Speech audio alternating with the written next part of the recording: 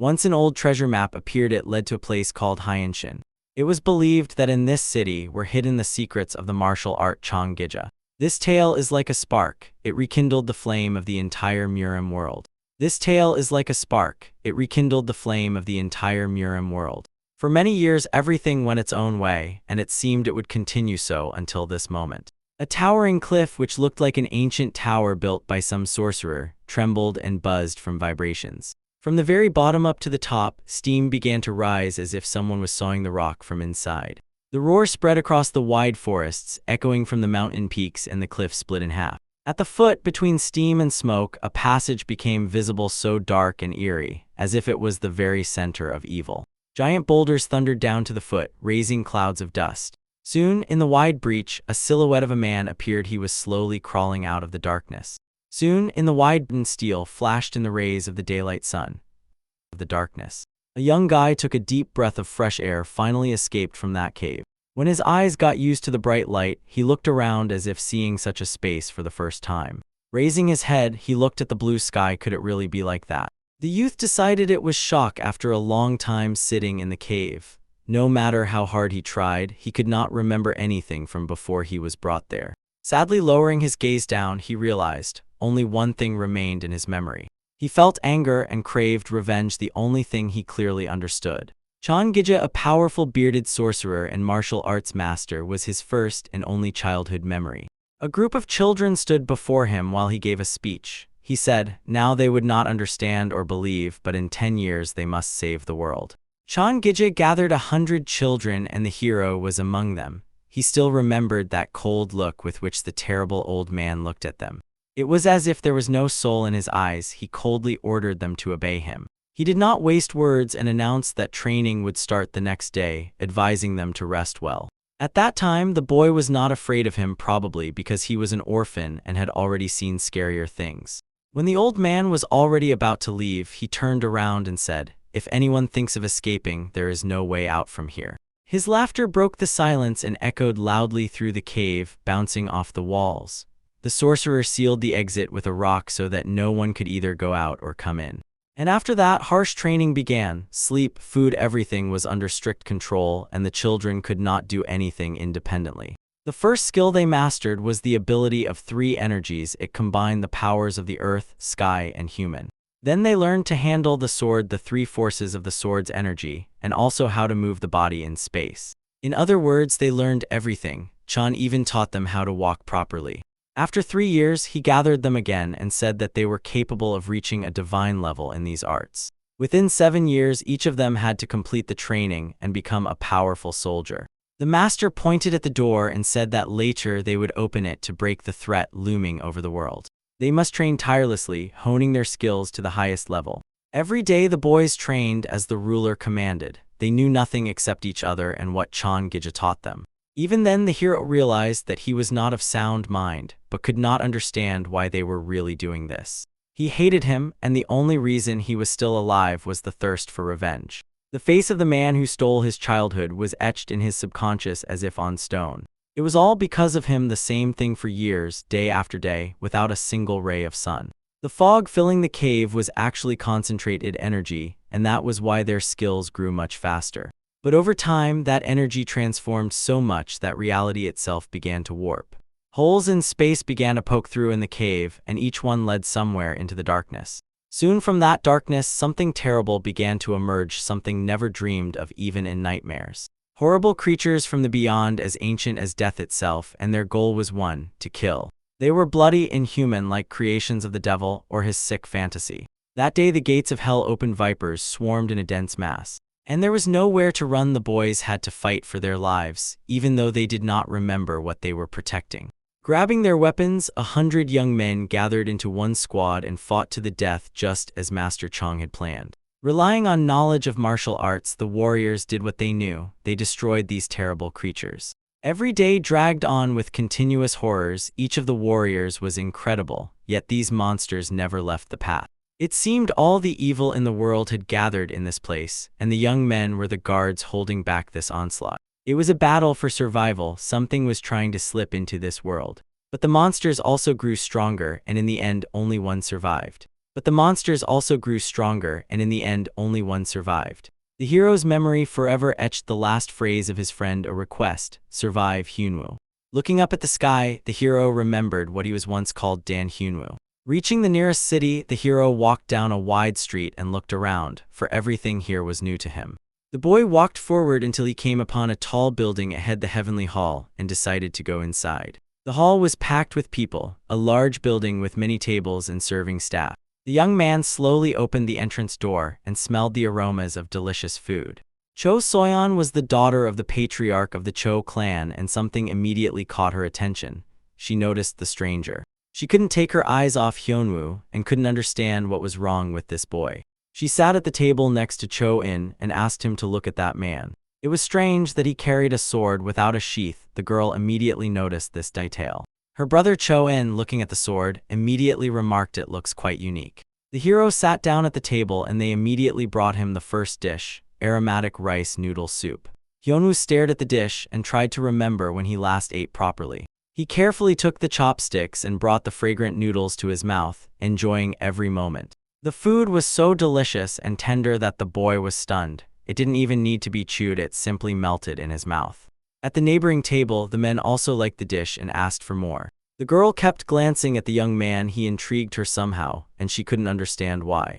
She tried not to show it and not reveal her interest, but still couldn't take her eyes off him. When the hero finished eating and the waiter approached him, the boy said that it was very tasty.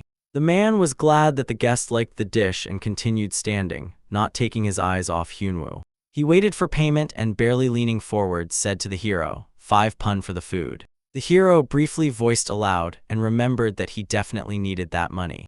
This drew the attention of everyone sitting around, but he completely forgot about it. The hero sadly bowed his head and repeated again, he must pay, but he had no money. The waiter already began to get nervous, repeatedly asking the young man what happened and insisting that if they ate, they must pay. The hero looked at the man and calmly replied that he had no money.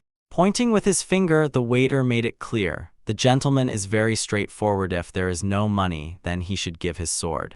Hyeon understood that he was wrong, but not knowing what to do next, simply said that he could not give it, and added words incomprehensible to everyone, that he exchanged this sword for the life of his last friend.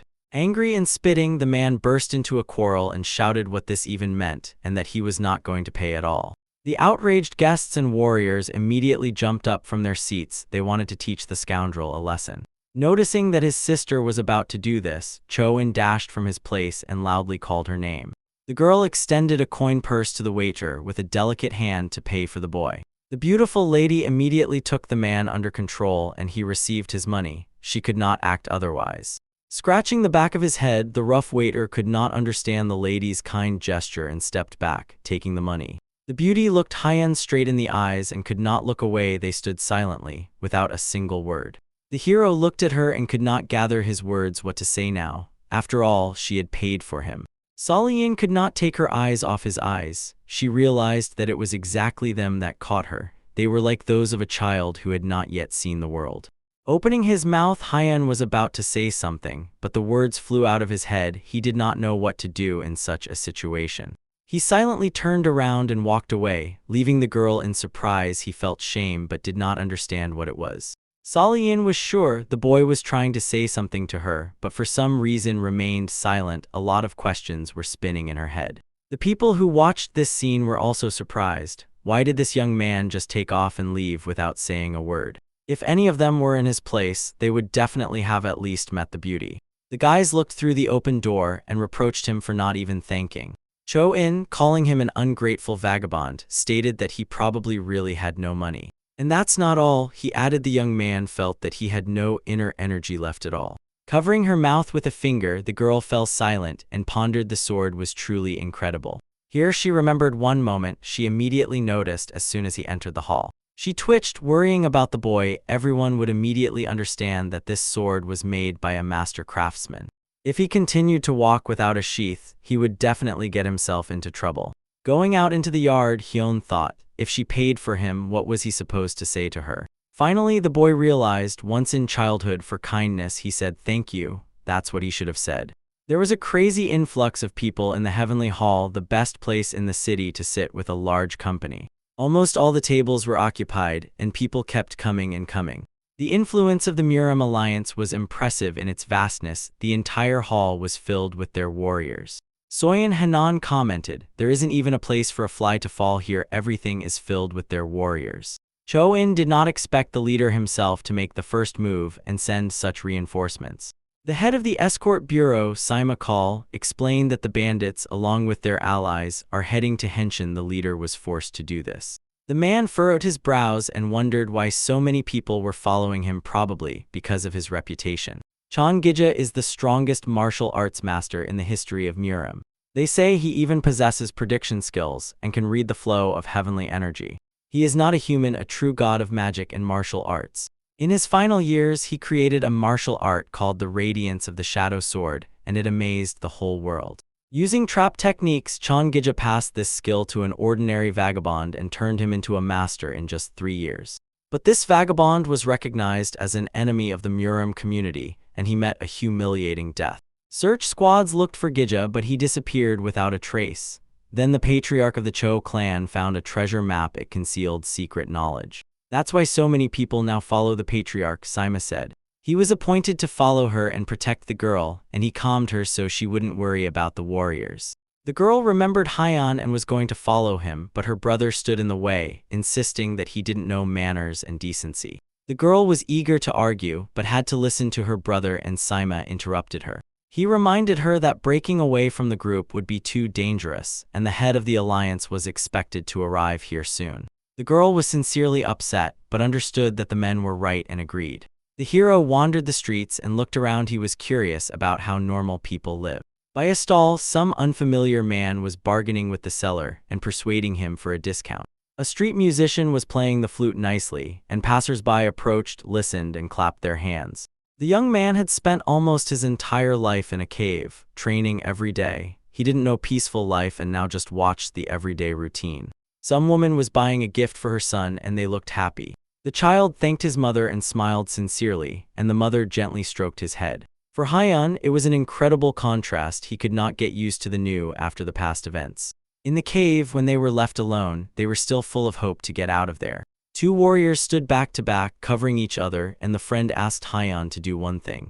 Aksegi extracted a promise from the hero. If he got out, he would find his home and tell everything to his father. Haiyan then replied that they would get out together, find his family, and he himself would tell everything. Segi laughed at this. He understood that his chances were much less than Haiyan's. The boy seemed to know in advance that the circumstances would turn against him, and asked the hero to survive. They fought with their last strength, cutting off the heads of the nightmare creatures from the underworld. One of the demons appeared from somewhere right behind. It opened its huge maw and was already ready to bite off the hero's head. At the very last moment, his friend shouted for him to turn around and rush to save him. Segi was the best at body displacement technique and instantly moved, taking the blow himself. He killed the creature but got a fatal injury himself. Haiyan tried to save him, but it was already impossible. Haiyan screamed in pain of loss. He and his friend were supposed to set off on a journey to his father. Segi's last words were a request to deliver news about him to his father, and to say that he was very sorry that it happened this way. When he was left alone, everything ended and the rock moved, began to open. Light from outside fell and touched his palms. His freedom cost 99 lives of all his friends at that moment. He already wished that he would die too. But he realized now he owed them all. The guys fought to the death, giving their lives so that at least one would be saved. Then Haiyan swore he would collect the debt from Changiji and repay for every life. He wandered the city all day, and the young man did not even know where to start. His feet brought him there themselves. The hero found himself in front of the doors of the Cloud Pavilion. He hesitated to enter there given past experience. Most likely he would simply be driven out, so he peeked through the crack. The girl was still there, the one he never thanked for rescuing him back then. Behind the door, a lively conversation was taking place. They were putting together an action plan and preparing to leave the city and stop in the nearest village. The Alliance warrior squad was waiting for the order to move. They planned to set off right now. The warriors went out into the yard, and Haiyan hid on the roof and watched where they were heading. It was decided to rush forward without rest. According to the plan, they had to reach the place in 1 day. Bathed in moonlight, the hero watched them. These matters did not concern him, but he was curious where the girl was. Looking closely, he recognized her. She was running alongside the soldiers. The squad quickly moved away, and the hero did not waste time. He set off after them. The boy skillfully jumped down and, hiding in the shadows, followed the squad. The sky was full of stars, and their glow illuminated the road as if showing the way. The squad stopped in front of the entrance to Henshin. After exhausting running, the warriors needed to recover their strength. Hiding behind a tree, the hero watched and eavesdropped. It turned out they were heading to the place from where he himself had come. Hyan noticed another group it was moving behind, and they were also going to the same place. The head of the alliance himself also took part in the sortie. He was worried that the bandits with an unconventional alliance had changed their intentions. But the advisor calmed him. He said that the bandits were going in a different direction. The leader of the Dokgo alliance stroked his beard and smiled, thinking that his instincts had dulled over the years. After a hard run, Solian was breathing heavily. Such activities were clearly not for her, especially in such clothing. The gallant deputy leader of the Dragon Squad offered the lady a rest and promised to talk to the leader to carve out more time. But the sharp, overly protective brother Cho demonstratively covered his sister with his palm as if to say she was safe and he would take care of her himself. Meanwhile, a voice came from the bushes. The bandits were already here. Their leader cheerfully threw out, "Here we have found you." The thug was beaming with joy, finally meeting his enemy on his own territory.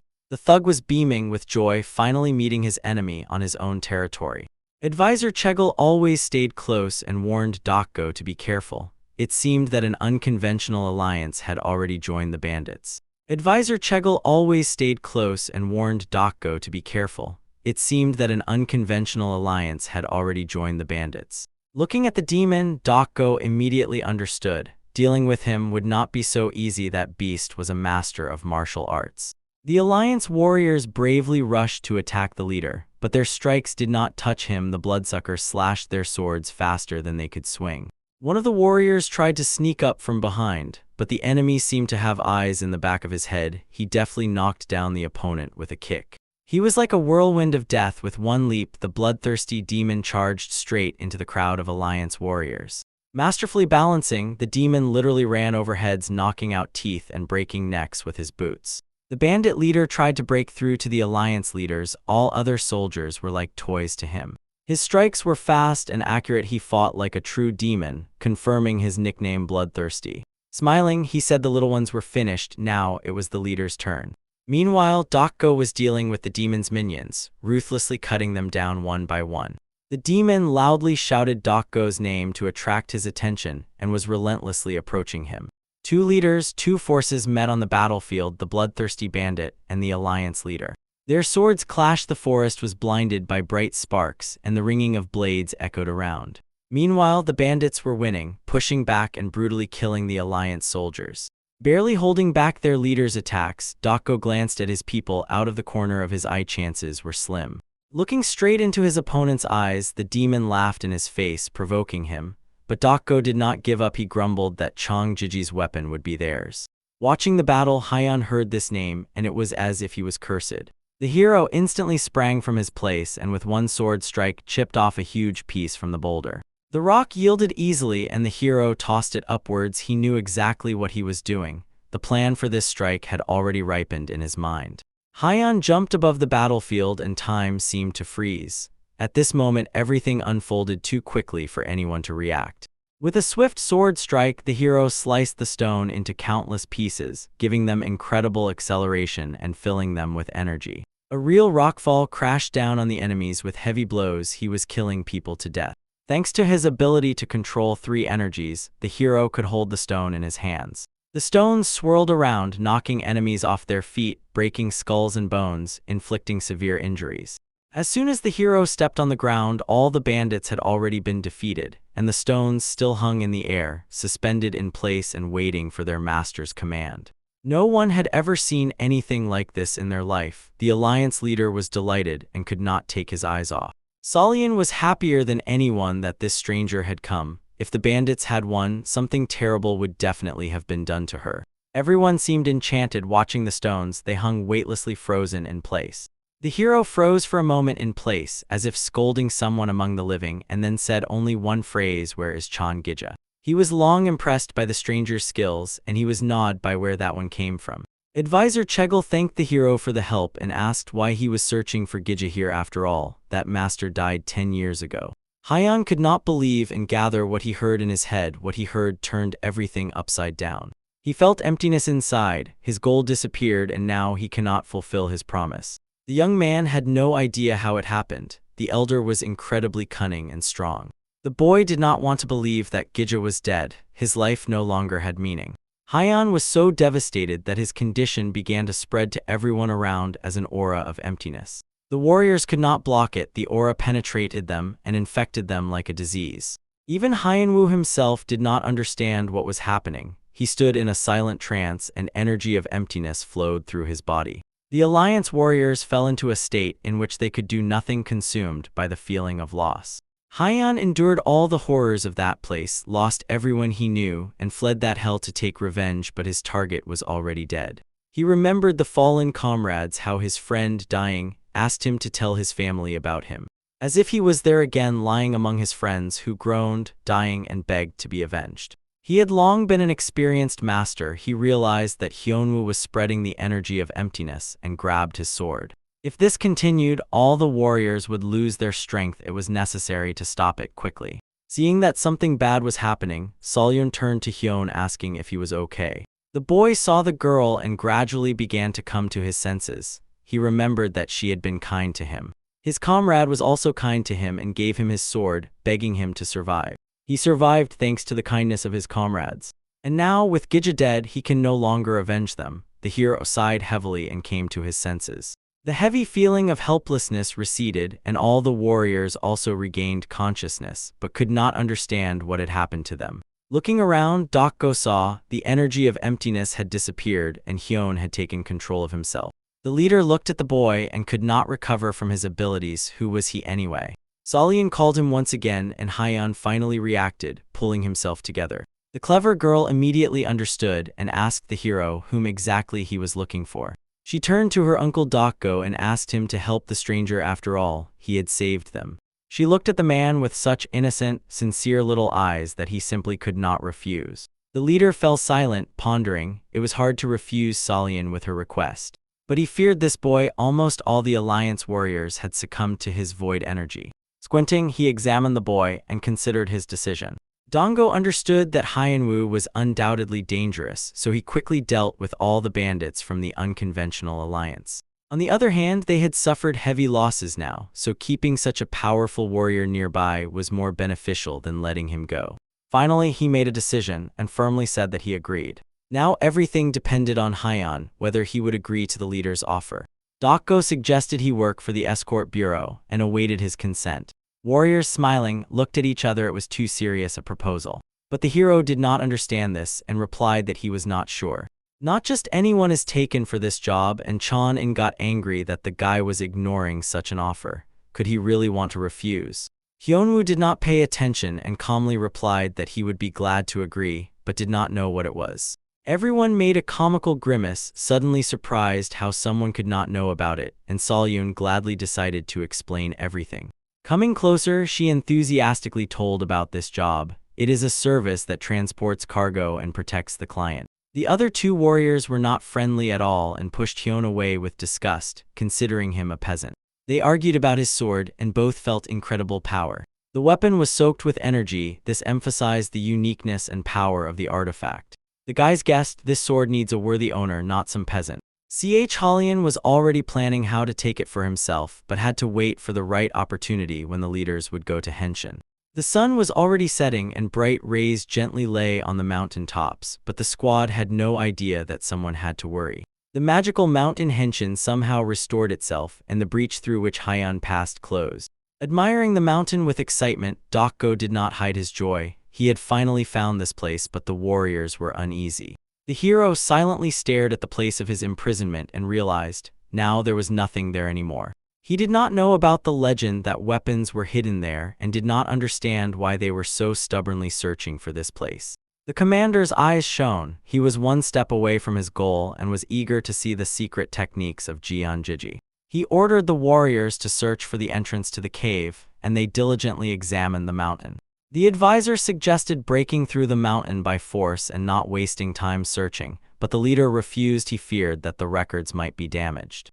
The hero knew where that entrance was and, listening to the argument, thought to show it to Dako. But the place from which he had come out was already blocked by stones, so they would have to look for Gigi's secret passage. The hero tuned into the energy of his teacher and felt a faint trace it was coming from there. Without wasting a second, he quickly rushed there and impressed everyone standing nearby with his behavior.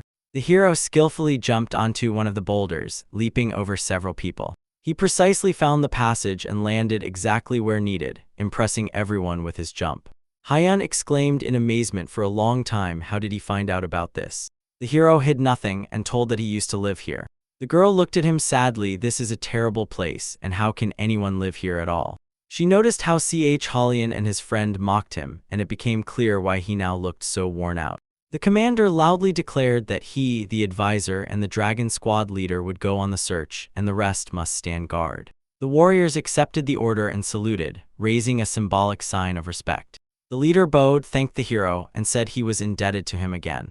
Hyun did not want to disappoint the commander, but still admitted that there was nothing there. Looking down, he thought to himself, the only thing left there is memories of death. He was still sad for the friends who remained there. This mountain will forever be their grave. 99 children. He pondered for a long time, noticing that the young man began to look even sadder than before, and he briskly tapped him on the shoulder, saying that he didn't have to take part in this and they would sort it out themselves. The leaders fearlessly rushed into the darkness, while Hyun stayed outside, secretly glad that he didn't have to go in there again.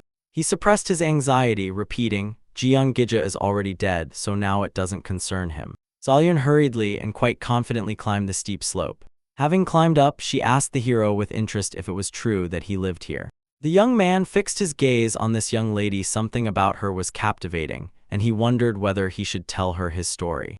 But they were interrupted. Halan with his henchmen almost knocked the girl down, standing in front of her. Sensing that they were up to something bad, the hero frowned and froze, waiting to see what would happen next.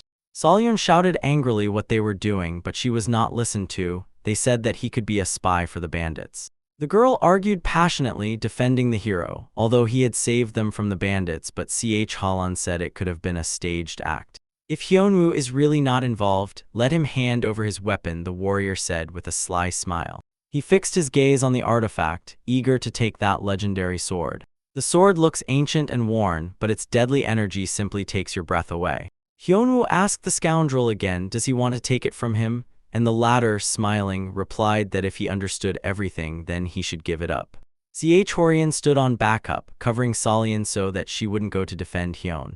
But the hero explained, this sword was entrusted to him by a fallen comrade, so he won't give it to anyone while he's alive. The scoundrels gradually approached the hero, taking positions advantageous for themselves.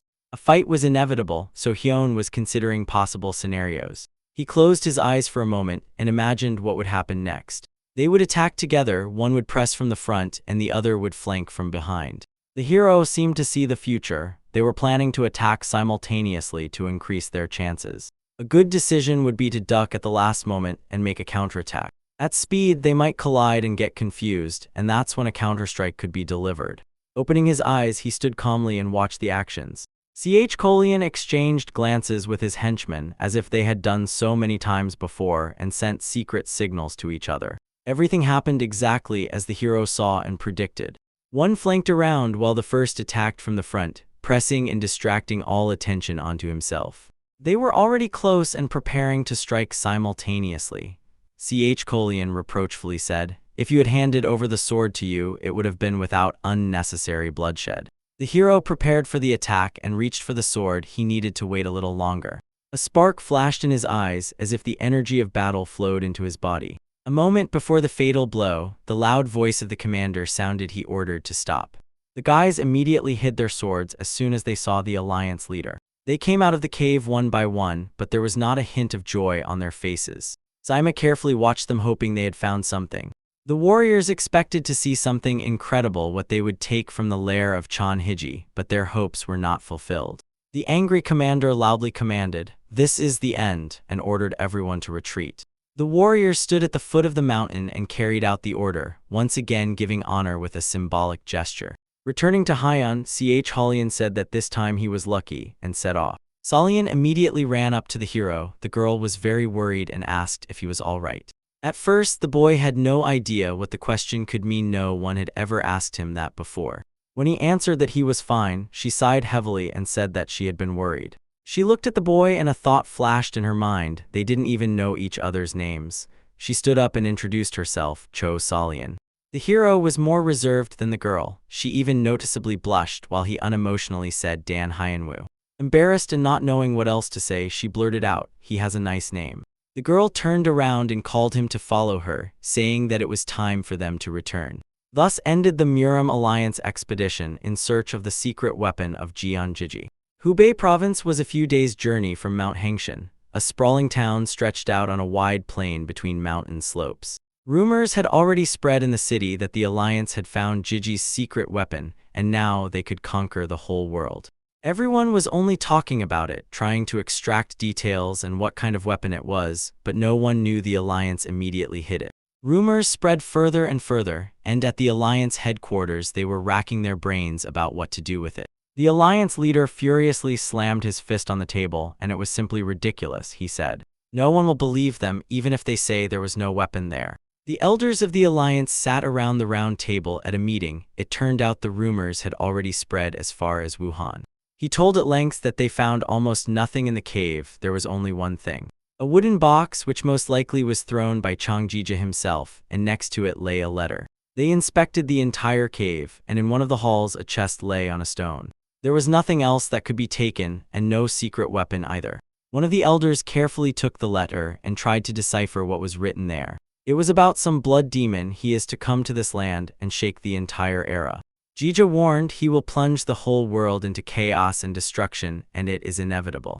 To prevent this, he took 100 unparalleled martial arts masters as his disciples. To control the warriors, and yin-yang parasites stored in a chest is needed. In the letter, he begged whoever finds them to use this power and defeat the blood demon.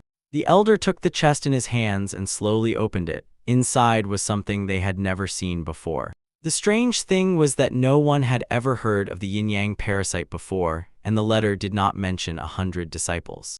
Another elder decided that this was probably the delirium of a mad old man. But Dokgo rejected this thought. He was sure that some unknown force was behind all this. The advisor added that this might be true after all. There are all grounds for such suspicions. We have doubts that the bandits came for Jiji's weapon. They were searching specifically for the Alliance to kill it. Moreover, when this gang returned, there were no corpses. They could not have just disappeared. Also, someone at the market is deliberately spreading rumors about the weapon like a snowball rolling down a hill. The leader noticed that all this looks like a deliberate attempt to draw the attention of the entire martial arts world to the Muram Alliance. In the hall, the men anxiously stared at Dokgo, who could even dare to do such a thing. The advisor explained, first they needed to check the patriarch of the Cho clan. He was the one who handed over the map. One of the elders knew the patriarch well and assured that Cho Ilhan was not that kind of person. Suspecting a spy in their clan, the leader ordered to select a suitable person to watch over them. Even if Cho was uninvolved, the traitor could have used them. Meanwhile, the escort bureau returned to the Cho clan mansion and brought Salyun and her brother home. Saimakal was glad that he had delivered everyone unharmed, fulfilling his main task. Looking at the house, the hero decided, this girl lives here, and was surprised at how big and luxurious it was. The head of the bureau, Saima, decisively moved forward. First of all, he needed to meet with the patriarch. Looking at Hyun, the men decided it was better for him to be in the bureau than hanging around on the street. The hero silently followed them, slowly looking around. Salyun, who had not left Hyun's side the whole way, said she had made scabbards for his sword and wanted to give them. Looking at this delicate lady, the boy involuntarily wondered, why are these people so obsessed with sheaths? She watched as they barely restrained the deadly energy of this sword and understood it could not be contained. At first the power slowly seeped through, but in the next moment it tore them apart. Hyan answered her, as he thought, this blade does not need sheaths. The girl apologized to him. She should not have said that she could make sheaths for him. Her apologies awakened memories from the cave in the hero's consciousness. He could not understand why she was apologizing. His friend, when dying, also apologized to him. He was the one dying. Why ask for forgiveness? Hyan could not comprehend what they were apologizing for. And he spoke to the girl, not even hoping that she would understand him. The hero asked her never to apologize to him again. He did not want to hear those words again. She looked at him as if enchanted and simply nodded, saying she understood. Their conversation was abruptly interrupted by Saima's voice. He was calling Hyan to follow him quickly and not fall behind. The hero sharply turned around and followed him, leaving Solian in surprise. She watched him go and her head buzzed. She said something wrong. In the courtyard of the escort bureau stood a warehouse yard. There, they kept the cargo that needed to be transported. Someone shouted loudly to the workers to be careful and watch that nothing fell. Looking at the worker who was pulling the boxes, Hyan decided that he looked like a loader. Looking around, Saima loudly shouted, calling Chong, and added that he had a new loader. The sweaty man was pulling a huge box that was Chong. He sighed heavily when he heard about the newcomer. Turning back to the boss, he replied that he would do everything as needed and smiled wryly. Saima knew that Chong was rude, but still hoped that nothing bad would happen. Leaving the hero, he wished him luck and told him to study well. Smiling, he waved his hand at him, a look as if he knew something for sure. Chong, with a smile, was already heading to the newcomer and declared that he would not pay attention to the fact that the boss brought him. There would be no exceptions. Approaching the hero closely, he said that every newcomer must receive their lesson and asked what his name was. Looking at this man from head to toe, the hero unemotionally stated his name, Dan Hyunwoo. Chong's face twisted. He tensed up, the veins on his temples bulged. Trying to humiliate the boy, he sternly asked why he was so insolent. Hyun responded by saying, "The man has a very ridiculous physique, short legs and arms." Chong got angry, called the youth a freak, and clenched his fists preparing to strike. The enraged man shouted fiercely that he wanted to die on the very first day. The hero could not understand why he was treated that way and felt threatened.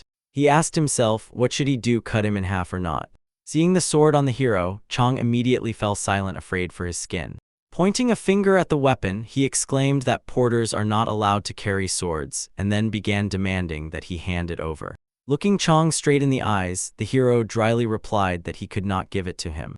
The man realized this was not an ordinary guy. Something was definitely wrong with him. It seemed to him as if death radiated from him. Realizing that it was better to retreat, Chong abruptly turned around and said, "It's too late, we'll finish today with this." The situation was unpleasant, and the hero wondered, why do so many people desire this sword? Watching Chong back down, the workers barely restrained themselves from laughing. He always acted tough, but now he soiled himself. Realizing the laughter, the man angrily barked at the guys. The workday is over, time to go to sleep. The guys exchanged a few phrases about having worked well today and began to disperse. Without looking back, Chong called to the hero, follow him, he will show where they will sleep. Calming his own ego, he thought, if it weren't for the sword, he would have knocked down this rookie with one blow. Clenching his teeth, he told himself that he would definitely take revenge for this humiliation. Of course, the conditions for the loaders were terrible. Everyone slept on the floor in one room. Chong waited all night until everyone fell asleep to take revenge on Hyan. He carefully and quietly got up, trying not to wake anyone or step on anyone. Trying to see something in the darkness, he looked around and thought that the hero should have fallen asleep long ago. Quietly sneaking up to his sleeping place, the loser suddenly bumped into something with his face. Not understanding what he had stumbled upon, the man decided it was a column, but where did it come from here? Looking closely, he made out the silhouette of Hyan. He stood like a terrifying statue. Frightened, Chong quickly recoiled backward and asked in surprise why he was not sleeping. The boy's eyes were closed. He did not react, and some kind of energy hovered around him. Chong had never seen anything like this, a person who could sleep standing, and he was shocked by this strange young man. If so, then he would notice nothing, thought Chong, and reached for his sword. At that moment, Hyan's eyes opened, but not his own. Cold, so much so that blood in the veins froze with fear. The thief instinctively froze, afraid to move or look away. In a moment, he saw the hero swiftly draw his sword and raise it above his head. Hyan made a strike, and Chong felt a horror he had never experienced before. Like an animal caught in a predator's trap, his blood froze in his veins in the moment before death. Glancing into these cold, glassy eyes, he immediately saw and felt his death. He immediately recoiled, fearfully begging for mercy. Chong fell on his back, losing his balance, pleading and whining like a puppy. For Hyunwoo, this happened beyond his consciousness. He was asleep and directed his inner energy to defense. He did not always sleep like this. He developed this skill over many years in the cave. There, one had to be alert all the time, even during sleep, lunch, or rest. While one ate, the other held position, urging on when seeing monsters. From there, the habit of sleeping standing took root. Thanks to strong inner energy, he could wrap himself in it like armor and at the first danger immediately engage in battle. With the first rays of the sun, everyone woke up and the workday began. Waking up, the hero stretched, yawned widely. He did not remember what happened at night. He tried to wake Chang and called his name, but after everything that happened, Chang still could not fall asleep. Hearing Hyun call him, the man jumped up like a madman. He tried to answer something but stammered and could not say anything clear. He ran away screaming, and the hero could not understand what had happened and decided that he was mistaken. Maybe his name was not Chang. People were slowly waking up and waking each other today. They had a lot of work waiting for them. In the yard, there was already a pile of boxes they needed to be loaded. Getting to work, Hyun threw the boxes with his strength like feather pillows. He tossed several of them into the air at once and jumped after them to stack them evenly right away. He moved so fast that the boxes did not have time to fall. He also pushed them forward. With his strength, he could move an entire row at once, and in a minute did what would take others hours. In less than 5 minutes, he finished all the work that needed to be done in a day.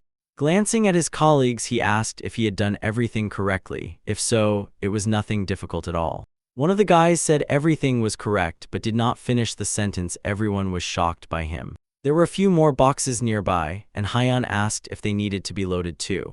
A colleague said yes but asked to be a little more careful, and the hero started juggling the boxes again, tossing them up.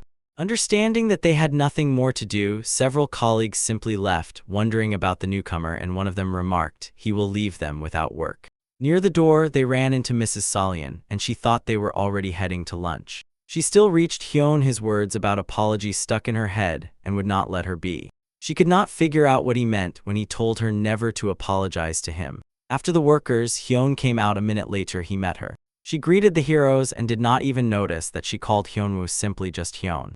The beauty asked how he was doing, and he said he had taken up working as a loader. Trying to start a conversation, she asked if it was hard for him and if he liked this job. The guy said it was not hard at all, but whether he liked it he did not know, and added that he did not like it when his peace was disturbed. The girl looked at him worriedly, not knowing how to express that awkward situation. The hero seemed to read her thoughts and added that he also did not like it when his friends apologized in front of him. Immediately hearing that he considered her his friend, the girl smiled and said she would try not to apologize anymore. Their conversation was interrupted by the clatter of hooves. Horsemen rode up right to them. Without dismounting, he said cheerfully and ironically, "What an unexpected meeting." It was Kalon with his henchmen. Addressing the lady, he said she had become even more beautiful since their last meeting. She felt disgust toward him but asked restrainedly what brought him here. Shouldn't he be dealing with Murim affairs? It turned out they came here on a mission from the Escort Bureau. Alliance support is needed now.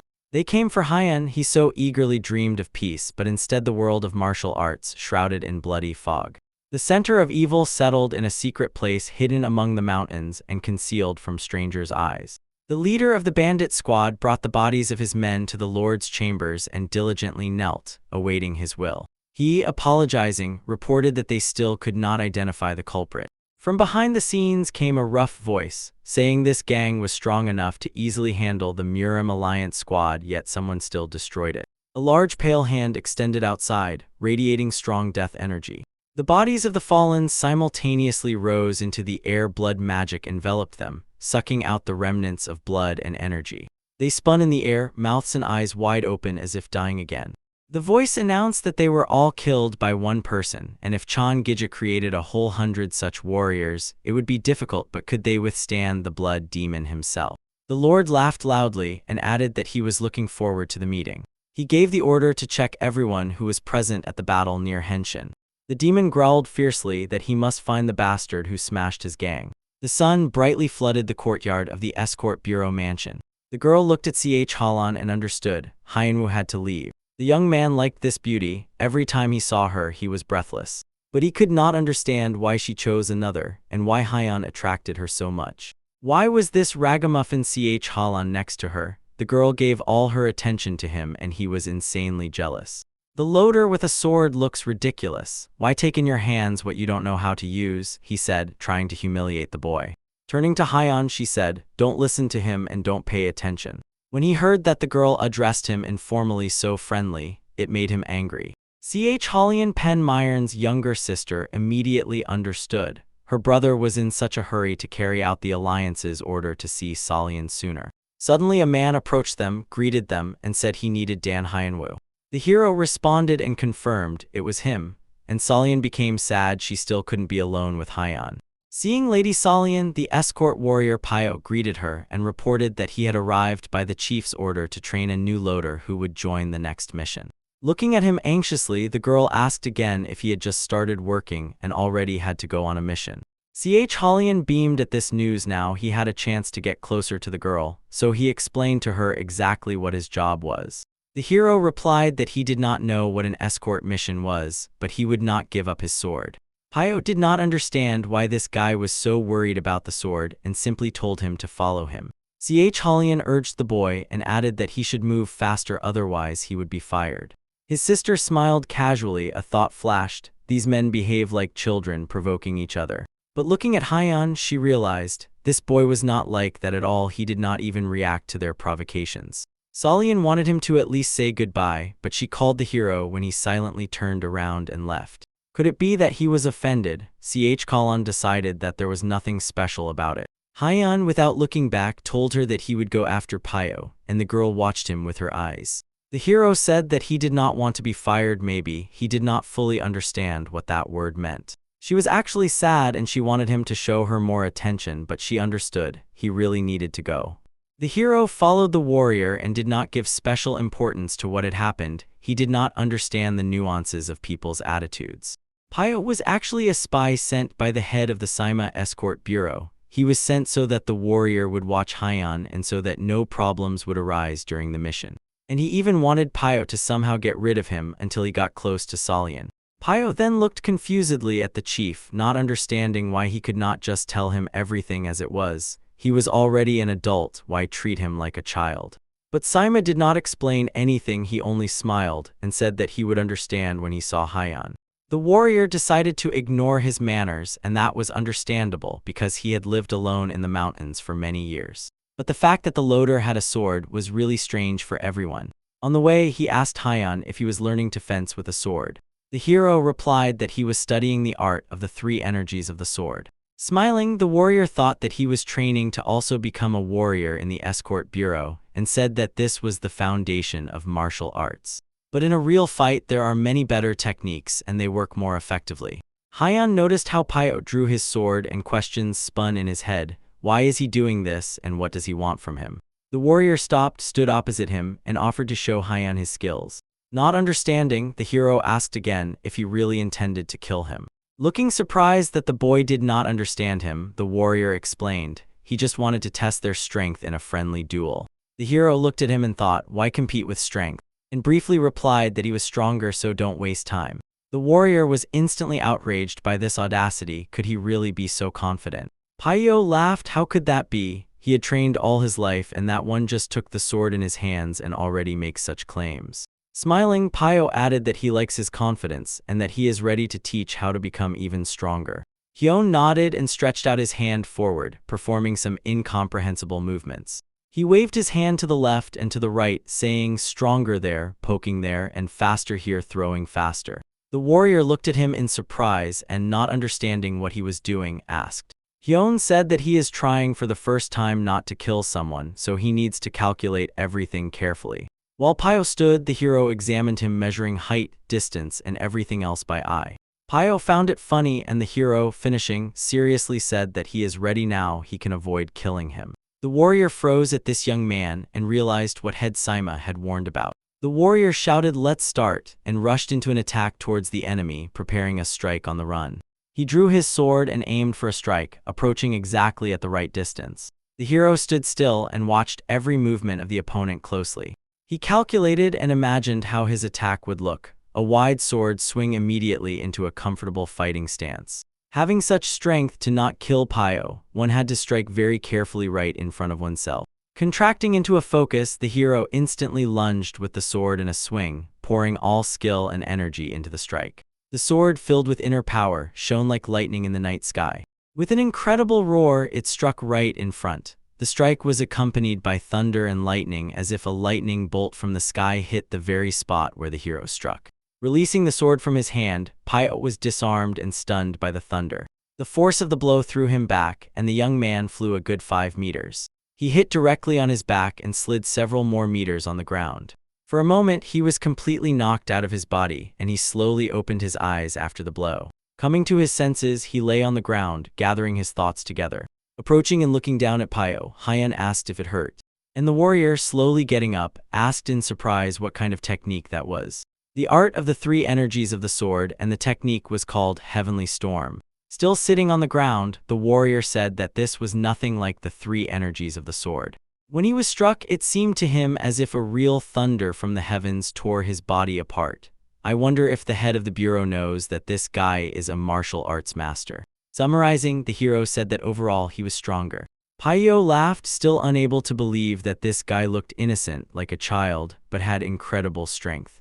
He decided to tell the chief everything, but first to teach this guy how to behave in society so he wouldn't cause trouble with his techniques. Extending his hand, Pyo replied to Hyun that he was already convinced. He was stronger, so he would not teach him martial arts. Hyun stood silently, staring at him. He was pleased to hear that.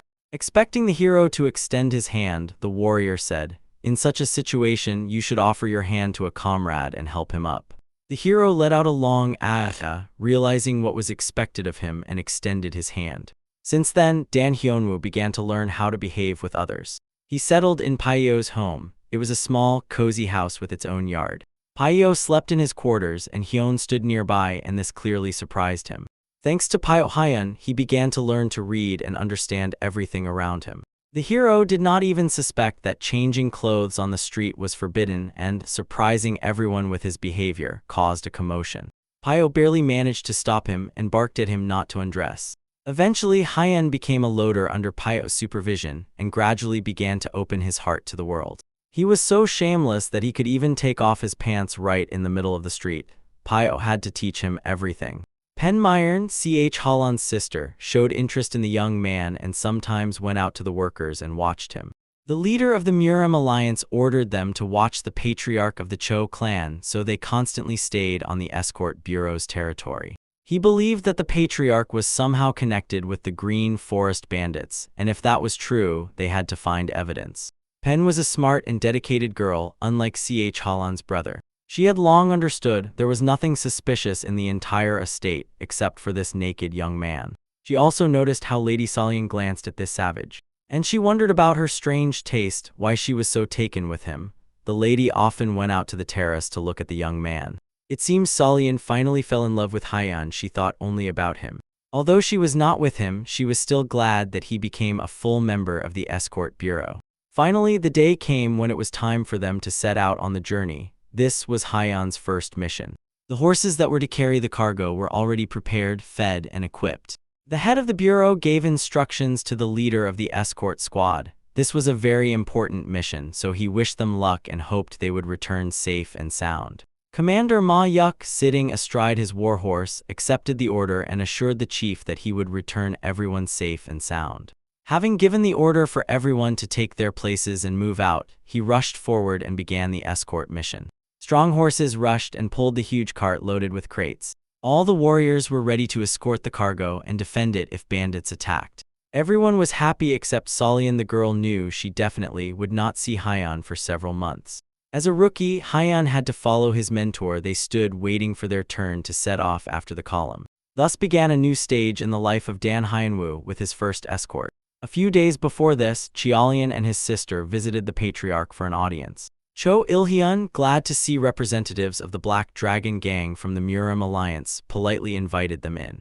In the center of the large hall stood a big round table, around which commanders and leaders gathered. Sitting opposite the patriarch, the warrior introduced himself as the blade of the dragon gang, Pen Cheolian.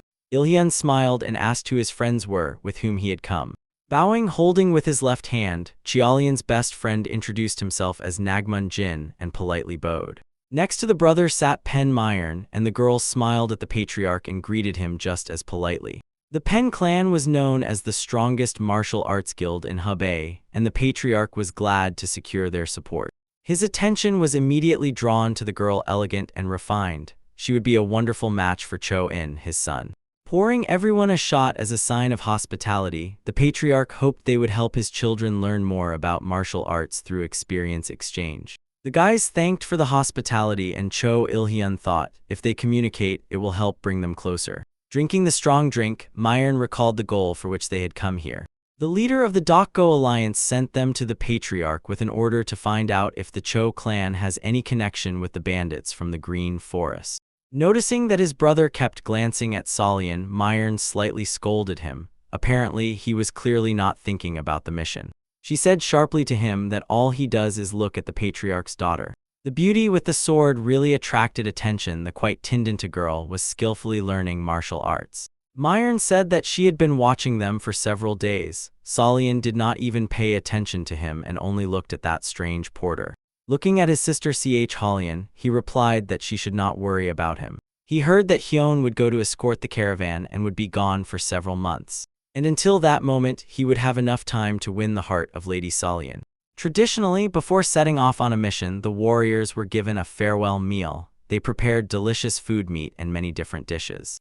All the hero's attention was focused on the food. He examined and savored every piece. The young man enjoyed every moment, catching the smell of spices and reaching for the meat seasoned with tasty sauces. He closed his eyes with pleasure and felt an explosion of flavors of a well-prepared dish in his mouth. For him, food was already prepared, and he got the greatest pleasure after leaving the cave. Hyun constantly surprised Pyo with his behavior, and this time the warrior was struck by the fact that the hero treated a simple lunch as a ritual. He advised eating well before the mission to have enough strength. This time their path led all the way to the city of Sichuan, the homeland of the Tang clan. The clan leaders were also in the escort estate, and one of the elders rushed past the warriors who were mounting. Ahead rode a gray-haired man in a large straw hat, the elder of the Tang clan, Hogwin. Behind him followed Halgi. Unlike the elder who ignored the warriors, this man carefully observed each one. Payan, chewing his food, said that the cargo was probably very important since so much security had arrived. Besides the escort bureau warriors, the Tang clan also chose and sent their own guards.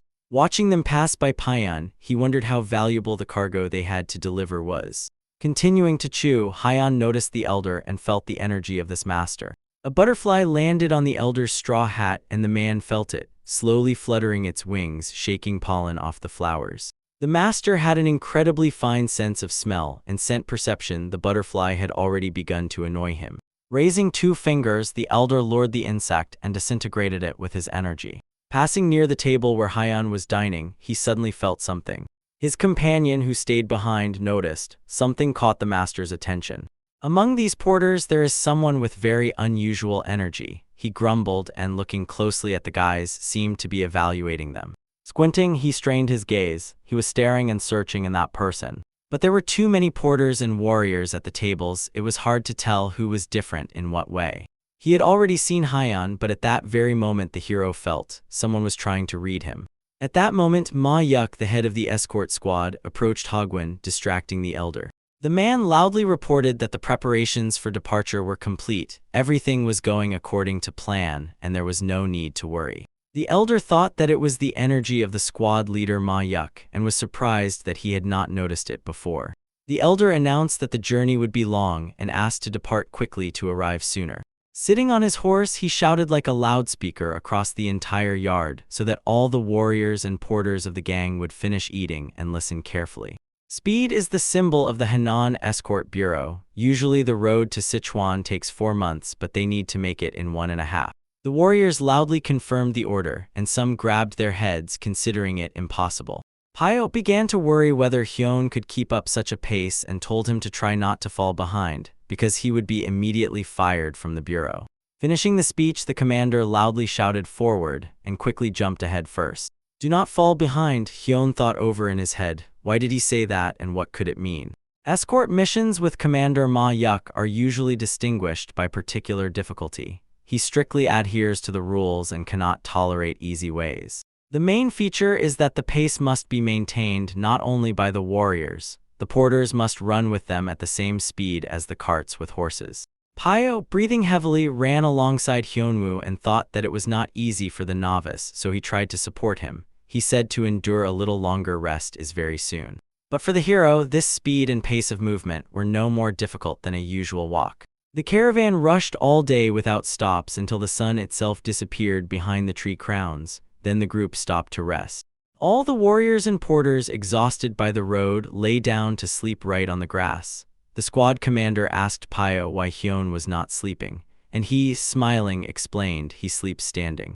At such a pace, Hyun, together with the escort group, quickly reached the Pindan Mountains. Usually, this path takes 4 days. Suddenly, a spear jumped out from behind the trees. The tip gleamed in the sunlight. Kalgi from the Tan clan noticed the spear and immediately stopped his horse, signaling everyone to stop. The spear was aimed at the escort squad commander and flew ahead in an arc. He noticed it but did not intend to break. He wanted to reach the head of the column faster. With a quick and precise sword strike, he cut it in half and immediately took a defensive position. Looking around, he loudly shouted, "Who are you?" and demanded that they show themselves. Bandits began jumping out from the forest and bushes. It was an ambush, and one of them said that they were the ones who should be asking such questions. They were real thugs, and robbers' greed for loot blazed in their eyes. A huge, bald, fat man growled in a loud bass voice that since they had entered the territory of the Green Forest bandits, they must drop their cargo and run. The elder was not afraid of them. He was a true martial arts master and decided to observe, as these were just ordinary bandits. Pio had already dealt with such before and told Hyun, if they are paid, they will leave them alone. The commander pulled out 2 large bundles of coins and threw them to the gang leader, declaring, "This is their payment now, they must let them pass." Coins with a jingle flew at the bald strongman who stood smiling, holding a large cleaver on his shoulder.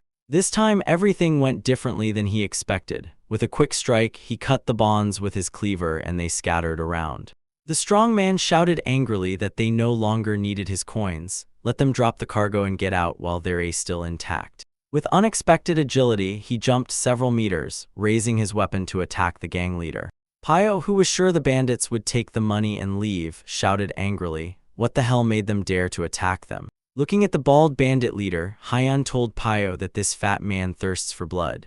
At the moment of the enemy's attack, the commander's warhorse reared up, and the rider managed to raise a block and break free from the deadly strike. Continuing the attack, the enemy skillfully twisted and was already ready to deliver the next blow at that very moment. A strong kick to the chest broke the commander's defense and damaged internal organs.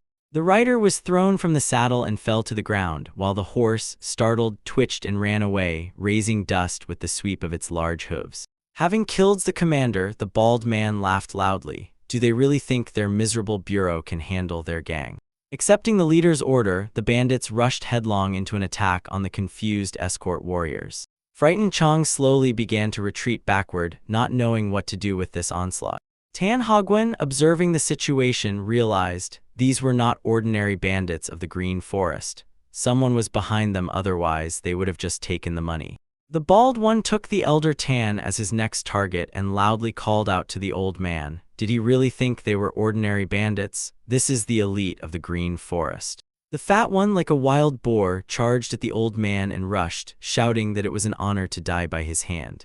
The elder replied that it was a pity. If they were not ordinary bandits, perhaps then he would have spared their lives, and pulled a dagger from his sleeve. The small dagger pierced the enemy like a needle, going all the way through and stuck in the tree behind him. The bloody dart was soaked with strong magic. It literally oozed from the blade. Feeling a sharp pain, the fat one could not believe it. He was still alive, but seemed paralyzed. He stood there bleeding. He was overcome by panic and horror. He looked at the hole in his chest and could not understand how a simple needle could do such a thing. Blood gushed brightly from his chest, and he fell to the ground, dying from the deadly dart. After the leader's death, the bandits froze, fearing the same fate. The old man in the straw hat turned out to be not so simple after all. Holding many more such darts between his fingers, he terrified the enemies. He barked at them. How dare they encroach on the property of the Tan clan? Swinging his arms forward, he hurled his deadly weapon. Enchanted darts, like arrows, hit the enemies. They were so small that they couldn't be deflected with a sword. They pierced through bodies, broke bones and armor like a hot knife cutting through butter. Bandits screamed and died in agony, bleeding. The tiny needles found their targets, striking vital organs. Meanwhile, in the silence of the forest, another squad of warriors was hiding. Their commander said he already thought the bandits didn't have enough strength. If Elder Hagwon decided to intervene personally, then there was no point for them to hold back anymore. The squad of the leader of the Terrible Shadow was ordered to leave no one alive and to control the bandits' actions. Noticing the new enemy, the elder ordered his men to prepare. This opponent was much more serious. Even if every member of the escort bureau dies, they still have to deliver the cargo to Sichuan. He gave instructions and raised the warriors' fighting spirit and ordered to protect the cargo at any cost. The band of enemies like ninjas rushed into attack, faces covered and combat skills much better than most escort warriors. They attacked simultaneously from all sides, mercilessly cutting down everyone and leaving no chance. The commander, who had recovered and come to his senses after the blow from the bald man, was also fighting, trying to hold the formation. Sounds of battle came from all sides. Warriors were fighting and laying down their lives for the valuable cargo, while Haiyan stood aside, not even drawing his sword. None of this concerned him. The commander was giving orders. The clanging of steel and battle cries rolled one after another, and it all passed by while the hero watched indifferently. The Shadow Squad warriors were so ruthless that they slaughtered everyone, even those trying to flee. The commander realized his gang was no match for these killers. They were true masters of martial arts. The warriors of the Tan clan were also stronger, but they were not going to protect them. Defending against Pyo's attacks, Haiyan was wounded and noticed his blood spilling. Drops splashed into his face and time seemed to freeze. Something pushed him. He had to intervene. One of the assassins swung his sword, preparing a finishing blow to kill the already defenseless Pyo. The hero remembered the kindness of this young man. He shared his food with him, giving his own, and when Haiyan ate with admiration, he wanted more so badly. Swinging his sword, the hero directed a discharge of thunder and lightning at that warrior. It instantly hit the target, sending an electric charge through the enemy's body. The elemental energy was so fierce that it simply disintegrated him. The bandit crumbled to ashes and was scattered by the wind. As soon as it happened, Pyo was in shock. He could not even imagine how strong Haiyan was. The killers glanced at each other, not understanding where thunder and lightning could have come from out of the clear sky. Pyo looked at the hero and addressed him, asking if he had used his heavenly storm. The warrior shouted at him to help the others as quickly as possible and save the squad. But the hero replied that he saved him only because he helps him and does not understand why he should help others. Pyo was in shock. Could it be that Haiyan does not understand? He explained to him that they are all part of the escort mission and begged for help. Meanwhile, the captain was already being torn apart by swords. The enemies had him trapped from both sides. The porters huddled together and Chong, kneeling, begged for mercy, insisting that they did not possess martial arts. The young man did not understand why Pyo was asking this. He felt no emotions and could not make sense of them. But he decided if Pyo is asking for help so urgently, he would rush forward swiftly. The hero moved so fast that all the enemies' hands looked as if they were being filmed in slow motion. He rushed like the wind past Chong, who was kneeling and shouting at the enemies, next to the wounded captain, who was holding back the enemy attack with his last strength. Ran past the elder Hogwen, who, dodging blows, was fighting one of the assassins. Their leader froze, saying that these cheap tricks with darts would not work against his warriors. It was not too late to surrender.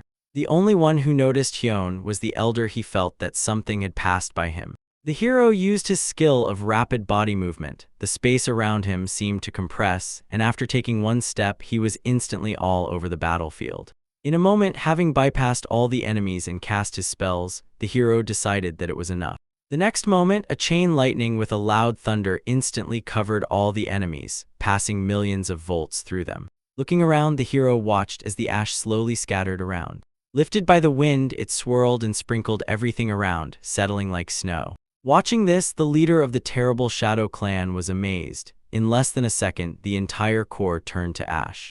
Yuman Hyo was an incredibly beautiful and intelligent girl. She asked her subordinate how this happened, as he was sure their forces would be enough to handle the escort gang. The man apologized to the lady and explained that among the gang there was an unknown martial arts master. They knew nothing about him. He promised to find out everything and report. But the lady refused. She wanted to meet this master personally. She even said she would go herself, which surprised the man. Yes, yes, she repeated in an enchanted voice and said that his services were no longer needed. The Yuman clan, although not belonging to the top 5 great clans, had extraordinary influence due to its own financial capabilities. They controlled a third of the world trade and secretly extracted information from Sichuan through their spies. The patriarch of the Yuman clan, named Huan, inquired what Sichuan was hiding and whether there was information about what the Tan clan was transporting.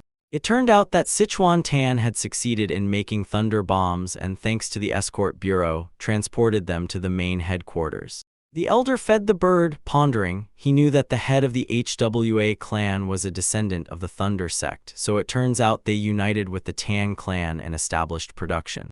Intelligence reported they have as many as 5 carts with these bombs. With their help, entire cities can be destroyed without even trying. Feeling that with these bombs even more power could be gained, Chuan was fired with the desire to seize them. He grabbed the bird, forcefully squeezing it in his palms, and the poor creature let out a piercing squeak. Confused by the emotions of the Lord, the soldier immediately continued. Lady Hyo, with the core of the terrible shadow, set out after them. "What?" the Lord exclaimed loudly. "How dare this girl do such a thing without his knowledge, and where is she now?" Now she had almost reached the foot of Mount Pindon. She was rushing to the battlefield, where the Shadow Corps was going into battle together with the escort squad. She was daring and incredibly brave. Political intrigues did not interest her, nor did the quarrels of the ladies in the manor. The girl dreamed of battle. The escort bureau, thanks to Hyan, repelled the attack but paid a huge price. They lost almost all their warriors. Only the head of the escort survived. He was seriously wounded, and one warrior named Hyo Pyo. A few terrified to death loaders remained with them. They sat by the wagon, recovering from the shock of battle. Halgi addressed the elder and said that under such conditions it would be difficult to complete the delivery. They needed to leave Mount Pindon and contact another escort bureau. But the elder refused the request. They had to go to the end, and this caused a storm of emotions on the subordinate's face. Having calmed down, he apologized and added, in his opinion, it would be good to find more loaders among other bureaus, and with the new skill, Heavenly Storm, that his uncle used, they had nothing to fear. The young man thought it was his uncle Hagwin who controlled the storm, but the elder said it was not him. The man exploded with indignation. How could this be? Who else could possess such skills? Then when the storm was used, he barely noticed it, and if his eyesight did not fail him, before the end of the sentence, he said Hagwin.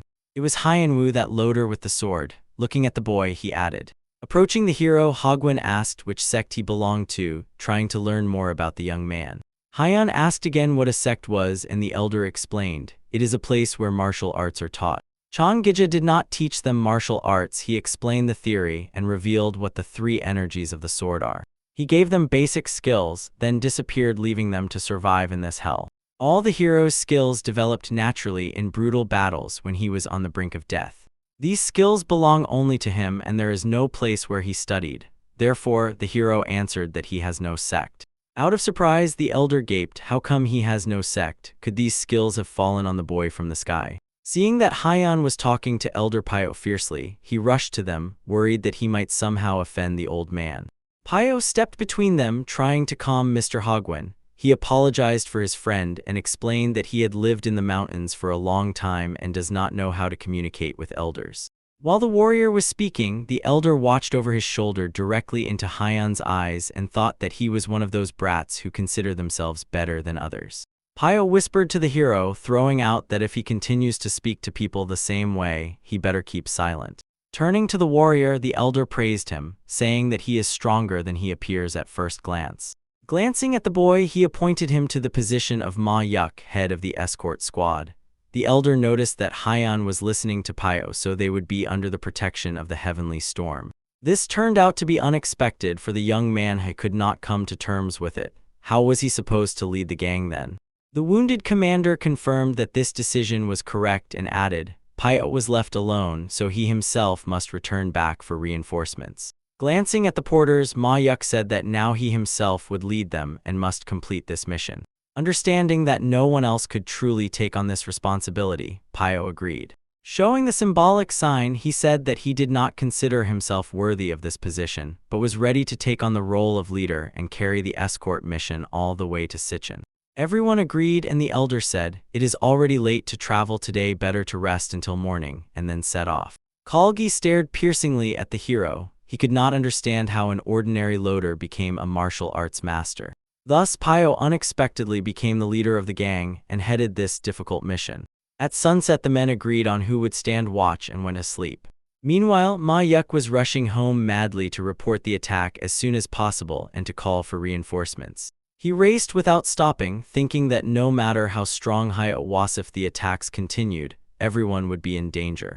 Noticing how the birds were flying off their branches, the warrior understood. Something had startled them and he felt a threat. Something else was moving toward the escort bureau. He needed to hurry along with it. As soon as he thought about the danger, he immediately saw a harpoon on a staff, the deadly weapon of the flying assassins. The strike hit right in the head and knocked him off the horse. The warrior didn't even have time to duck.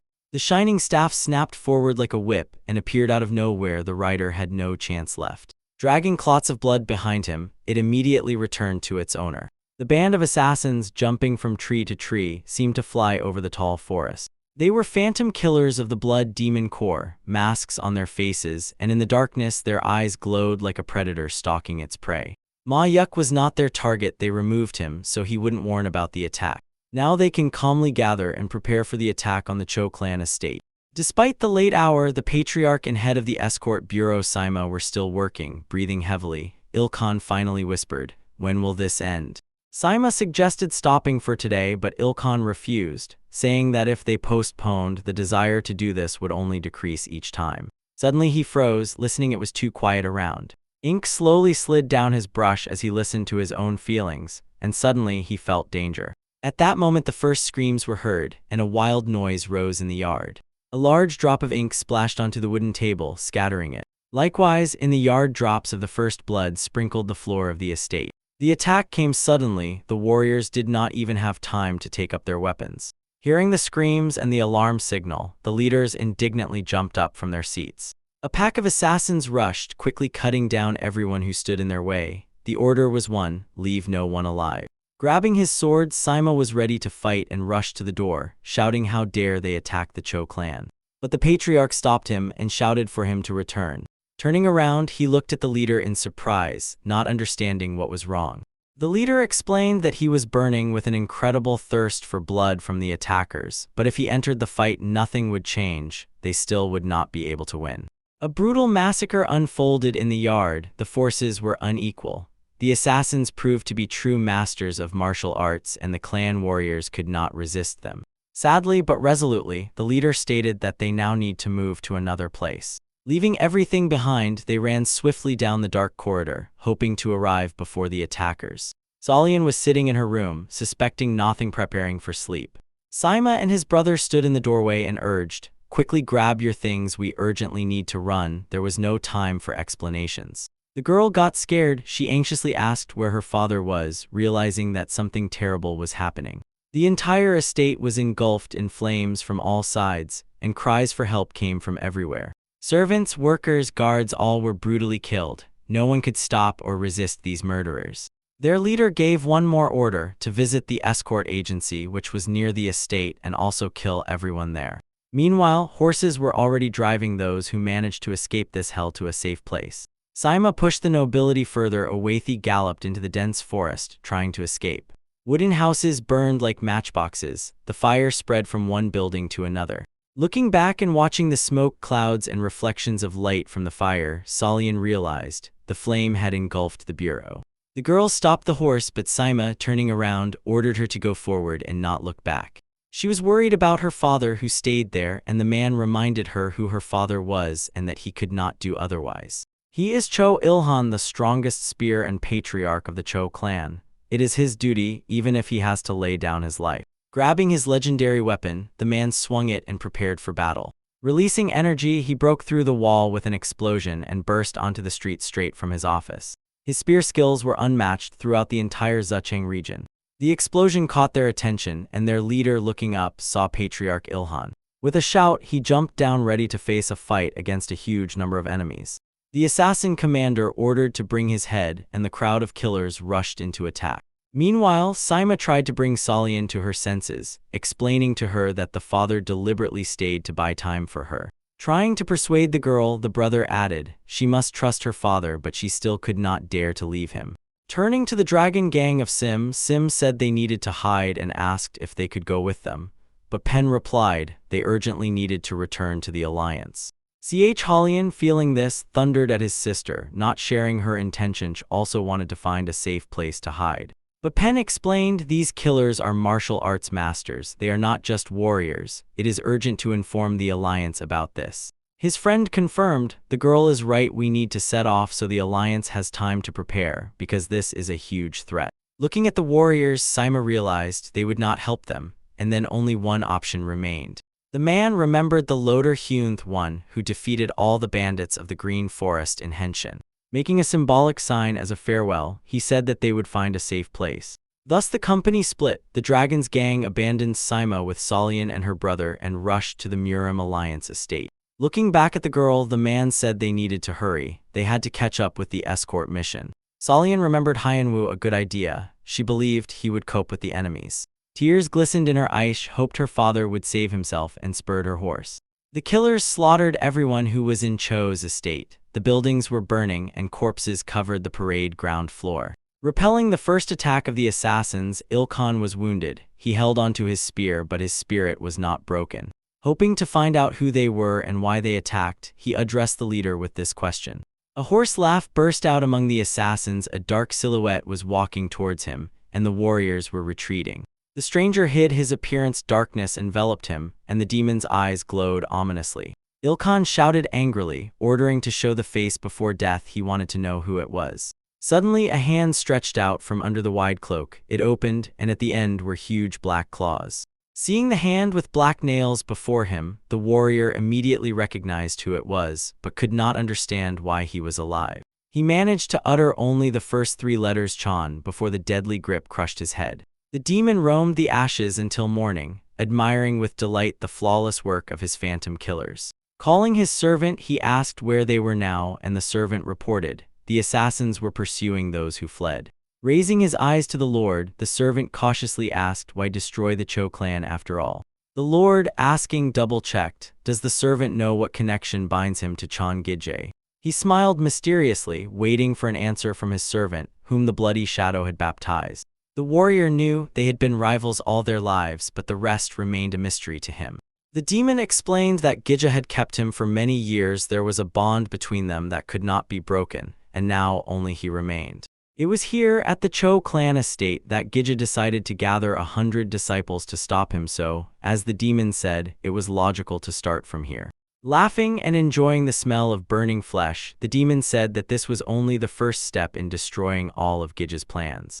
The demon was obsessed with bloodlust. He wanted to destroy everyone, leaving not a single firstborn of the Cho clan line. Saving their lives, Sima, Solian, and Cho-in had been running non-stop for over a day. The killers were literally on the fugitives' heels, not giving them a second to rest, but still, they had to buy a little more time to catch up with the mission. Tired and wounded, Cho-in lagged a bit. The constant leak prevented the wound from healing, and he had already lost a lot of blood. The pace was insane, and the boy could no longer physically keep up. Turning around, Sima shouted loudly, "Don't fall behind or death." Gathering all his strength into a fist, he held on as best he could and shouted that he would definitely catch up. The main thing was to protect his sister. Solian thought that he was already about to stop and try to buy her time like a father, but it was already too late. The harpoon caught up with him. The sharp blade pierced the brother's sternum through right before the girl's eyes. Sima shouted his name at the top of his lungs but could not save him and already understood. This was the end. The cord suddenly tightened and the harpoon got stuck in the chest cavity, pulling the young man back into the thick forest. "Cho-in, brother," the girl shouted, begging God that this was just a terrible nightmare. The phantom killers once again fully justified their name. They appeared from nowhere and caught up with the fugitives. One of them lunged at Solian, sneaked up within striking distance, declared that she was caught, and swung his sword. Her horse startled and jumped back, stumbling, thus saving her life by deflecting the deadly blow. Stumbling, he fell on his side, and the girl flew out of the saddle and fell onto the roadside. The horde of assassins surrounded them, and there was nowhere left to run, like predators cornering their prey. Solian bent over Sima, who was also knocked out of the saddle. He lay there with tears streaming from his eyes. The man told her that he only wanted to protect and save her from death. The girl looked into his eyes, filled with sorrow, and thought, if they caught up with them, then the father must already be dead too. Pressing his sword to the lady, the leader of the phantom assassins said he could not believe how far they would go, and praised their escape skills.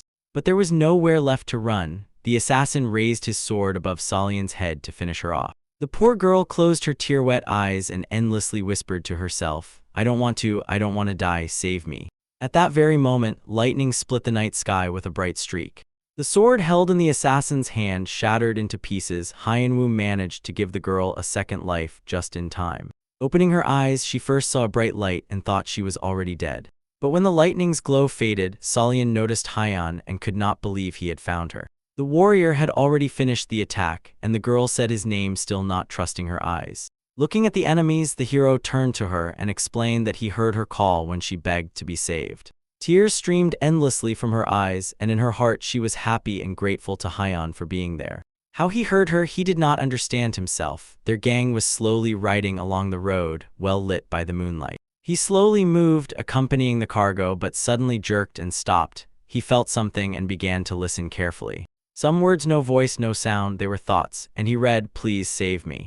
Noticing that Hyan stopped, Pio asked what happened and was no longer surprised by his companion's behavior. Hyan, without explaining, said he would return soon. He already knew who and from where was calling him, but there was no time left. Everyone turned around, and Pio was about to ask where he was going and stop Hyan. He was needed here. Trying to stop him, he shouted his name, but the boy was already gone, as if he had dissolved into the air. Like the wind, he flew through the forest to this call, wondering how he could hear thoughts, and yet he did. It was her. When the enemy was already saying goodbye to the last member of the Cho family, the hero appeared here, and with his lightning burned him. Seeing the hero, the assassins looked at each other, hesitating who he was and where he came from. Dying Saima, hoping for Hyan, turned to him with a request to take care of Solian. The hero heard and understood the sorrow and grief of the dying man, but did not respond. Everyone knew he would do so. The uncle looked the boy in the eyes and added, "This is all he asks. She is his niece and the only one left alive from the Cho clan." The killers decided not to find out who he was. One corpse more or less, it didn't matter. The enemies were already approaching in an attack, but Hyun didn't care. For him, time seemed to flow more slowly. He placed his hand on Solian's forehead and calmed her. At that moment, as soon as he touched her, all the fear and fatigue accumulated in her body began to melt like snow. The boy said to her, "Wipe your tears," and she was able to pull herself together. His strength and energy slightly calmed her and softened the pain she felt in her heart. When the enemies were just a step away, the hero jumped up, sharply turned in the air, and drew his sword. He instantly struck with several attacks, aiming like lightning, and the whole essence of the skill was that sword attacks could be combined with the energy of air, earth, and human. In a moment, a thunderclap sounded, and chain lightning struck every enemy. As soon as Hyun landed on the ground, all the enemies had already turned to ashes. No trace remained of them. Seeing this fury of the elements and how 24 killers instantly turned to ashes, the girl could not believe her eyes. Looking at the hero, she thought, if she had such power, she would definitely be able to protect her clan. She envied him a little but understood. This young man had probably sacrificed his life to achieve such mastery. Pressing her hands against the earth embankment, the girl said goodbye to her loved ones. They had buried her brother and Uncle Saima. She made a promise to herself. She would return and bury them in a more decent place. Bowing her head, Solian sadly asked her friend what she should do now and how to live on. She was left alone, without a brother, without a father, and no relatives remained. There was nowhere to go. Hyan pondered, carving out this word for himself. Alone. He himself was also alone, and none of his brothers remained. He alone survived in hell and escaped to this world, leaving behind everyone who was dear to him. Lady Solian was the first to extend a helping hand to him, and he must thank her for that. He snapped back with a short word in response to her question what to do. How to live, said Hyan. One must thank those who made it possible. Live as you want. After all, it was for this that her loved ones gave their lives. She reflected on his words, what it means to live as she herself wishes, when before everything was decided for her. Suddenly she said that she also wanted to join the escort gang. Hyan did not quite understand how to behave with the lady, so he simply grabbed her hand with a quick movement. A smile flashed across his face and he said to her, "Let's go quickly, hold on." She did not understand what he meant and waited for an explanation, looking at him. But at that very moment he dashed upward, pulling her along. Both became weightless, as if turned into the wind. The girl caught her breath from such a rapid ascent. She had never moved so fast, not even on her horse. It was an unusual art of movement, like a real flight. They were not running, they were truly flying. Trembling, she closed her eyes. Tears were carried away by the wind, and they did not want to stop, although she could no longer cry. Using the energy of body and air, Hyan simply soared into the sky, taking her with him and making her weightless. This gave the girl a peace that no words could provide, and she was amazed at how incredible this young man was. Her father and uncle were considered strong martial arts masters, but they could not cope with the killers, and Hyan turned them to ashes in a moment. Solian asked the hero why he was so strong. There was almost no age difference between them, and his power surprised her greatly. Hyan explained that this happens when you spend a long time one step away from death. She asked whom he had fought, and the boy replied that he had fought monsters for a long time. Not fully understanding, she asked again what he said about demons, and the hero confirmed. Curiosity overwhelmed the girl. Hyan had not told her about his life before, so she knew almost nothing about him. It was hard for him to recall all this. He thought, does she really want me to tell her about hell? Memories began flashing in his mind about how he fought the demon bosses. He had to tell her everything.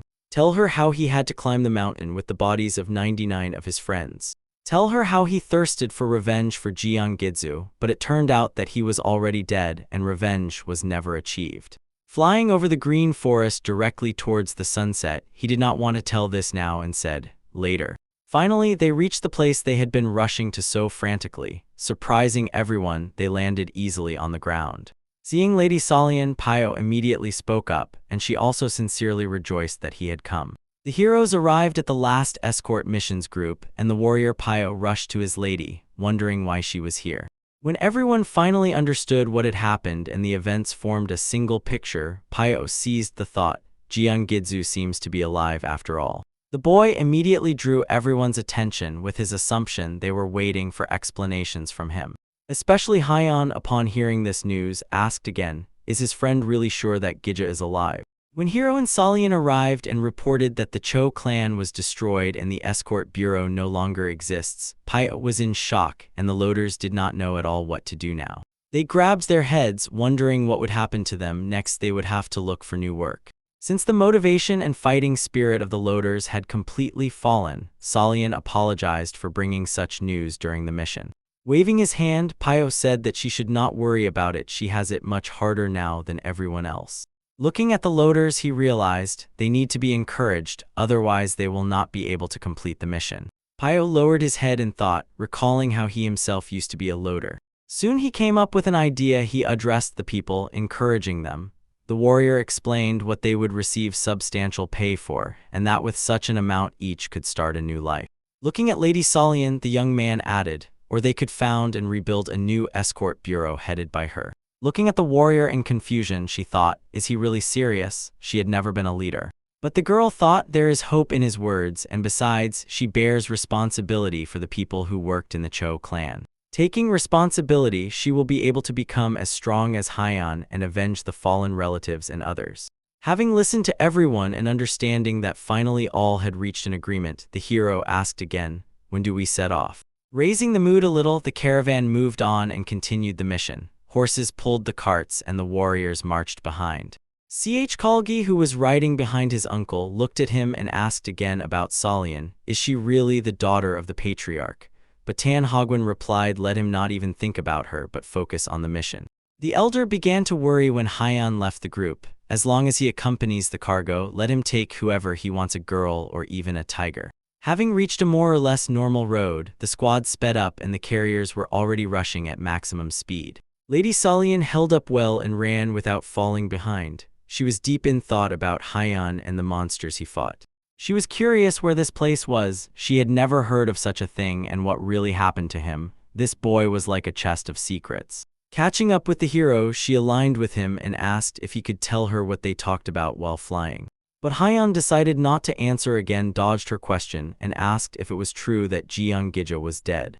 The girl was sure it was. If you believe the rumors, everyone unanimously says that he died 10 years ago. On one hand, the hero felt joy that this scoundrel had perished, and on the other, death took away his chance for revenge. Hearing their conversation, Pio intervened and immediately expressed his opinion. The boy was sure that Jeonggizu was still alive and hiding somewhere.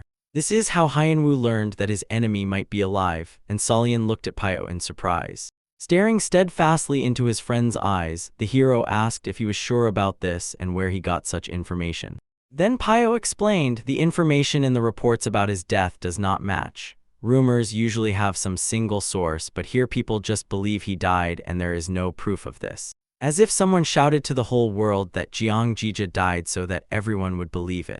Interested in this theory, Solian asked Pio who could have spread such rumors and why. The warrior was not sure but still thought it was done to disappear from the community's eyes. And these rumors, in his opinion, were spread by Jiang Jija himself, but why he decided to hide is unclear.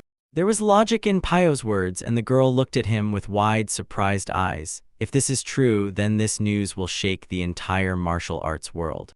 Haiyan believed Pio's words. Such a powerful sorcerer and warrior as Jiang Jija could not have died so easily. Seeing something ahead, Haven, who was riding at the head of the caravan, suddenly shouted, "Everyone stop."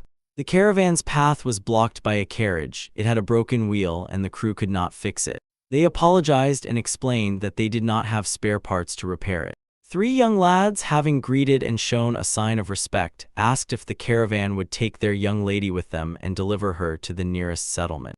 Hagwon looked at them coldly and attentively. His gaze was evaluative. The symbols on their carriage indicated that they were from the Yumun clan.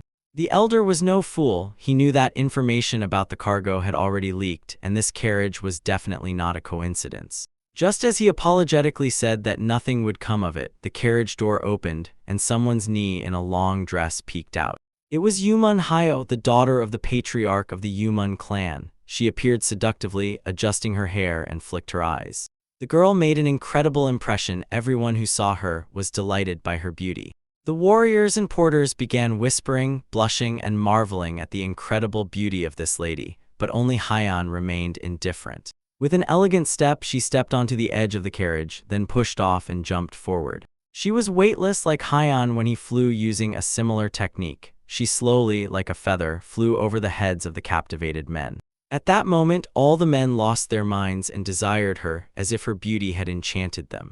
They were so captivated that they could think only of her beauty. This girl conquered kingdoms with a single glance. For a moment, even the elder at Hagwon lost vigilance and could not focus on anything else. She seemed to be walking on air, and the scent of her perfume spread around, driving men crazy. And at that very moment, she calmly settled on the cart with the cargo, lightly landing on it. Straightening her hair, she smiled charmingly, crossed her legs, and enchanted everyone. The guys looked at her, not knowing that sitting on the cart with the cargo was forbidden, but they could do nothing about it. Haiyan did not react to her at all. A girl is just a girl. She did nothing bad, did not offend anyone, and overall he did not care about her. Even the old man blushed at her beauty, although at his age he had seen many beautiful women who tried to seduce him, but this one was truly a hot piece. Surprised by Tan Hagwon's reaction, who allowed her to ride to the nearest village, Pio thought, could it be that he really succumbed to her charms? Looking at the elder, the girl nodded seductively and thanked him, asking to be well taken care of. The warrior gasped when he realized that the same had happened to the old man, and he felt a bit ashamed for him. Gathering his thoughts, the elder addressed her and said that the cart was carrying cargo, so he suggested she move to him. Next to her place walked Haiyan. They slowed their pace and moved moderately. The road did not allow speeding up. Yumun Hyo did not particularly want to ride on the same horse as the old man, and in fact she had completely different plans, so she politely declined. The old man furrowed his brows and thought, as long as Haiyan guards the cargo, nothing will happen to it. Turning back, he ordered to move out and then rode ahead, hoping there would be no more surprises.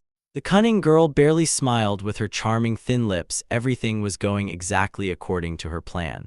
Her people walked beside her, using whispering techniques. They communicated among themselves and rejoiced that the old man agreed so easily. They checked all the members of the escort gang and reported to their mistress. There was only one warrior here, and all the others were porters. She also reviewed all their energies and found no martial arts masters except Tan Hagwon. During the cargo escort, all the men occasionally looked back at her and blushed as soon as she caught their gaze. She did not understand why, having such weak security, they were carrying such a valuable cargo. 5 carts of thunder bombs. This was no joke. These bombs were made by the Thunder sect. They could reduce any city to ashes in a few minutes. With heavenly lightning and these bombs, the influence of the Thunder sect grew every day. But what was too ironic, by a twist of fate, they destroyed themselves. After that, the Thunder sect disappeared for 100 years, and almost nothing was known about their technology. Her core, covered by a terrifying shadow, was completely destroyed. She thought that maybe they used those bombs, but there was no evidence of this. These warriors were incredible. She herself took part in their training and did not understand who among this escort gang was capable of such a thing. Yuman's gaze slid to the loader walking ahead of her. She had already managed to examine his aura but noticed nothing special in it. From his clothes it was clear he was a loader, but why did he have a sword and strength like other warriors she did not feel? The beauty looked at the boy and wondered why he held her gaze so intently. Something was not right here. And after some time she realized, unlike all the men who were here, he had never once looked at her. How can this be? With such beauty, could her charms really not captivate this young man? Is there really a man in this world who has not been touched by the beauty of Yuman Hyo? With this thought, she turned to him. She did not know his name, so she simply called him like a loader. The hero turned around and it was the one who stood closest to her. As soon as the lady saw his eyes, she froze in silent shock. She had never encountered such a look in her life, complete lack of interest. She got angry, felt humiliated, and the girl immediately wanted to smash his head against this cart. But calming her anger, she decided that this was her challenging. One way or another, she would make her kneel before her. The caravan traveled all day without any stops until it became quite dark around. Then they decided to stop and spend the night. The porters wearily sat down on the soft grass, but after recent events they couldn't fall asleep. Some were dozing and others just sat thinking about something. The hero, as always, kept to himself somewhere on the side and slept standing. He did this constantly. It felt as if he never got tired at all. Salian was very caring and wanted to somehow please. She took care and prepared soup. She quietly approached from behind, watching how he stood like a statue. Feeling her presence, the hero opened his eyes. But as soon as she parted her lips and called him, Yuman Hyo rushed past her like a whirlwind, overtaking her. The temptress gracefully hovered in the air, flying past Hyo and trying to attract his attention. She quietly whispered to him to follow her into the forest and promised to tell him everything he wanted to know. Then she suddenly accelerated and challenged him if he, of course, could catch up with her. Yuman decided if he has a sword, then he is obviously interested in martial arts, and she planned to lure him into her clan. The beauty was confident the boy would not be disappointed in her art of movement and would want to learn it too. But if he still does not react to this, she will truly be surprised. If he is not interested in her beauty, it means he is fascinated by something else. Suddenly he found himself right in front of her. He got ahead of her, and she didn't even have time to realize how she pressed straight against his chest. Yuman Hyo looked at him, not stepping back until he managed to get ahead of her. Noticing that the lady had disappeared somewhere, her people raised a commotion and rushed to where she had flown. Calling out to her, they followed them, while Salian stood still holding a bowl of soup in her palms. "Hyenwu," she said, and it was so painful and hurtful that he ignored her again. The hero stood before Yuman, carefully tracing her features with his gaze and waiting for a reaction. Even in her clan, not everyone masters this art of movement. How could an ordinary porter manage that? Feeling that he was definitely not an ordinary person, the girl frowned and asked who he really was. In a calm and even tone, the hero replied, "He is Dan Hyenwu and wants to know where Chonggija is." He asked her to speak faster because his soup would get cold. The lady did not expect such a question and replied confusedly that she also did not know where he was, while thinking to herself, "What soup?" Not waiting for an answer to his question, the hero was already turning over a delicious dinner in his mind, the one Salian had prepared. Turning around, he told Yuman that if she did not know, he was leaving. The girl tried to stop him, shouting that she still had a question for him, but the hero did not listen. Her guards were already running towards the meeting. They drew their weapons, prepared to attack, and shouted what he had done to Lady Yuman. One of them began drawing his sword, reproaching the hero for daring to raise his hand against Lady Yuman, preparing to kill him. The lady loudly shouted to her warriors to put away their weapons. It was an order, and she roared angrily. Seeing the warriors before him, he was already ready to accept the fight, but he heard Yuman calling them back. Drawing their weapons and rapidly closing the distance, they were ready to launch an attack like mad dogs on a stranger. But Hyan instantly disappeared right before them, as if dissolved into the air, leaving the soldiers in complete stupor. Lady Yuman realized this was not an art of movement. He simply vanished. How is that possible? She had never seen anything like it.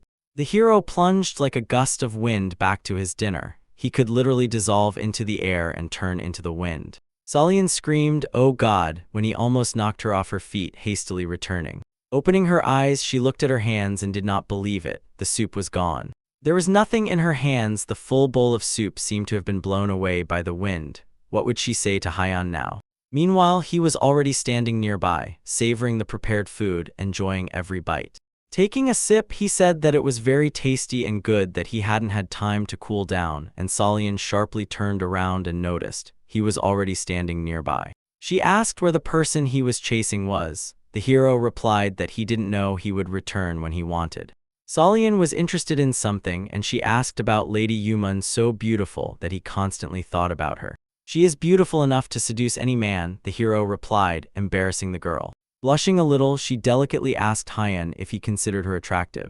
The hero gave her an appraising look and asked again if she meant herself. The girl looked at him and repeated the question, adding, "Yes, is she beautiful as he thinks?" The hero did not intend to hurt her, but decided to tell the truth and simply said that she was different. The hero said that he did not like women like Yumun, she was too beautiful. Solian blushed even more. The topic was too delicate, and she asked, not understanding herself why exactly. The boy explained, women like Yumun are undoubtedly attractive, but succumbing to their seduction could cost you your life. The incredible beauty and at the same time commander of the terrifying Shadow Squad, Yumun Hyan, could not believe it, but it was really that loader. Without a doubt, it is him, a master of martial arts, and he destroyed her squad. The girl gave the order to watch him closely. So far, apart from his full name Dan Hyunwoo, nothing else was known about him. The escort mission was approaching the destination in Sichuan. The caravan was rushing forward quickly, hoping it would end soon.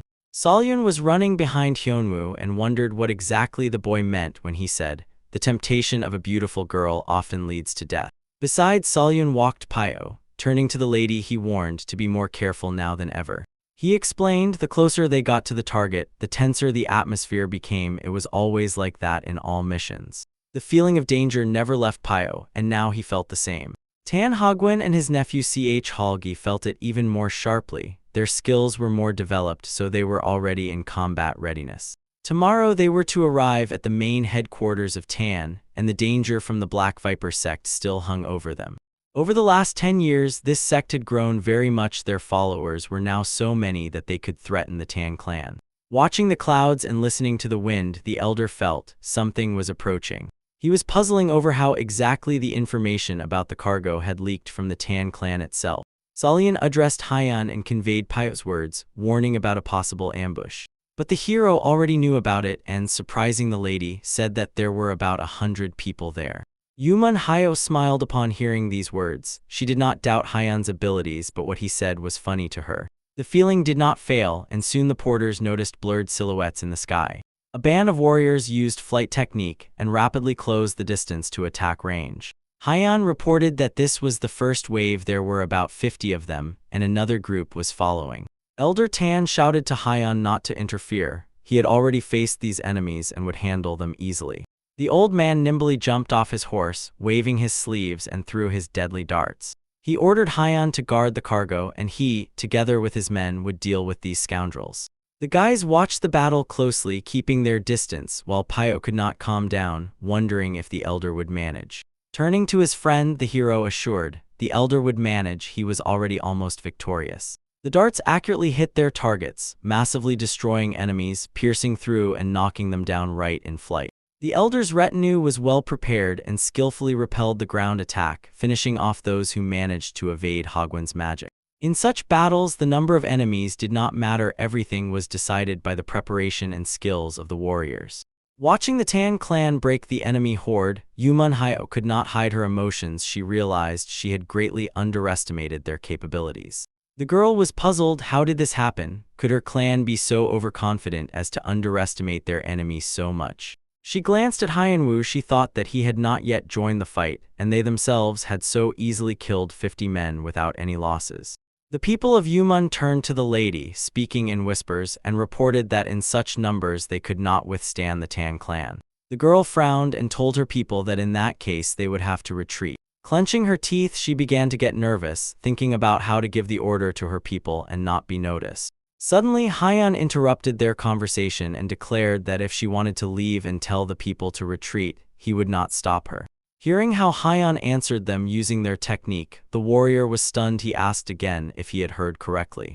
The hero clearly heard and understood everything they were saying all the time. He just had not revealed himself yet. Yuman Hayo was sure that it was impossible to eavesdrop on them, and the hero again and again amazed everyone with his abilities. In a threatening tone, he said to the leader, "If they do not retreat, he will kill them all." The girl knew he was telling the truth. Now she had only one option left to trust him. Submitting, she ordered one of her people to tell the warriors in ambush to retreat. Having accepted the order, he quickly and quietly moved along the roadside, trying to disappear from sight. Lady Yuman smiled at the hero. Because of him, the warriors of her clan would not have to die, but she could not understand why he was doing this. While she was puzzling over it, the hero had completely different plans. He did not consider her clan a threat. But the urge to kill, which he still felt from the forest, troubled him more. There was something else there. At that moment, Tan Hogwen threw the last dart, and the fight ended. He had dealt with the enemy. Several warriors led by the elder completely destroyed the Black Viper sect. But that was not all. The master assassins, the elite of the clan, disappeared into the treetops, hiding almost without a trace. The vanguard sent ahead was only bait. The Viper clan sacrificed them. The enemies would enjoy the victory and lose vigilance. Soon the Crimson Moon Corps will strike them more skilled and valuable warriors. The killers of the Viper clan huddled in the shadows waiting for the right moment. While Hyunwoo pretended to be blind, the warriors of the Yuman clan quietly retreated. 50 warriors retreated, but the hero still felt that disgusting thirst for blood. Today the caravan did not move anywhere. They buried the fallen enemies and decided to spend the night.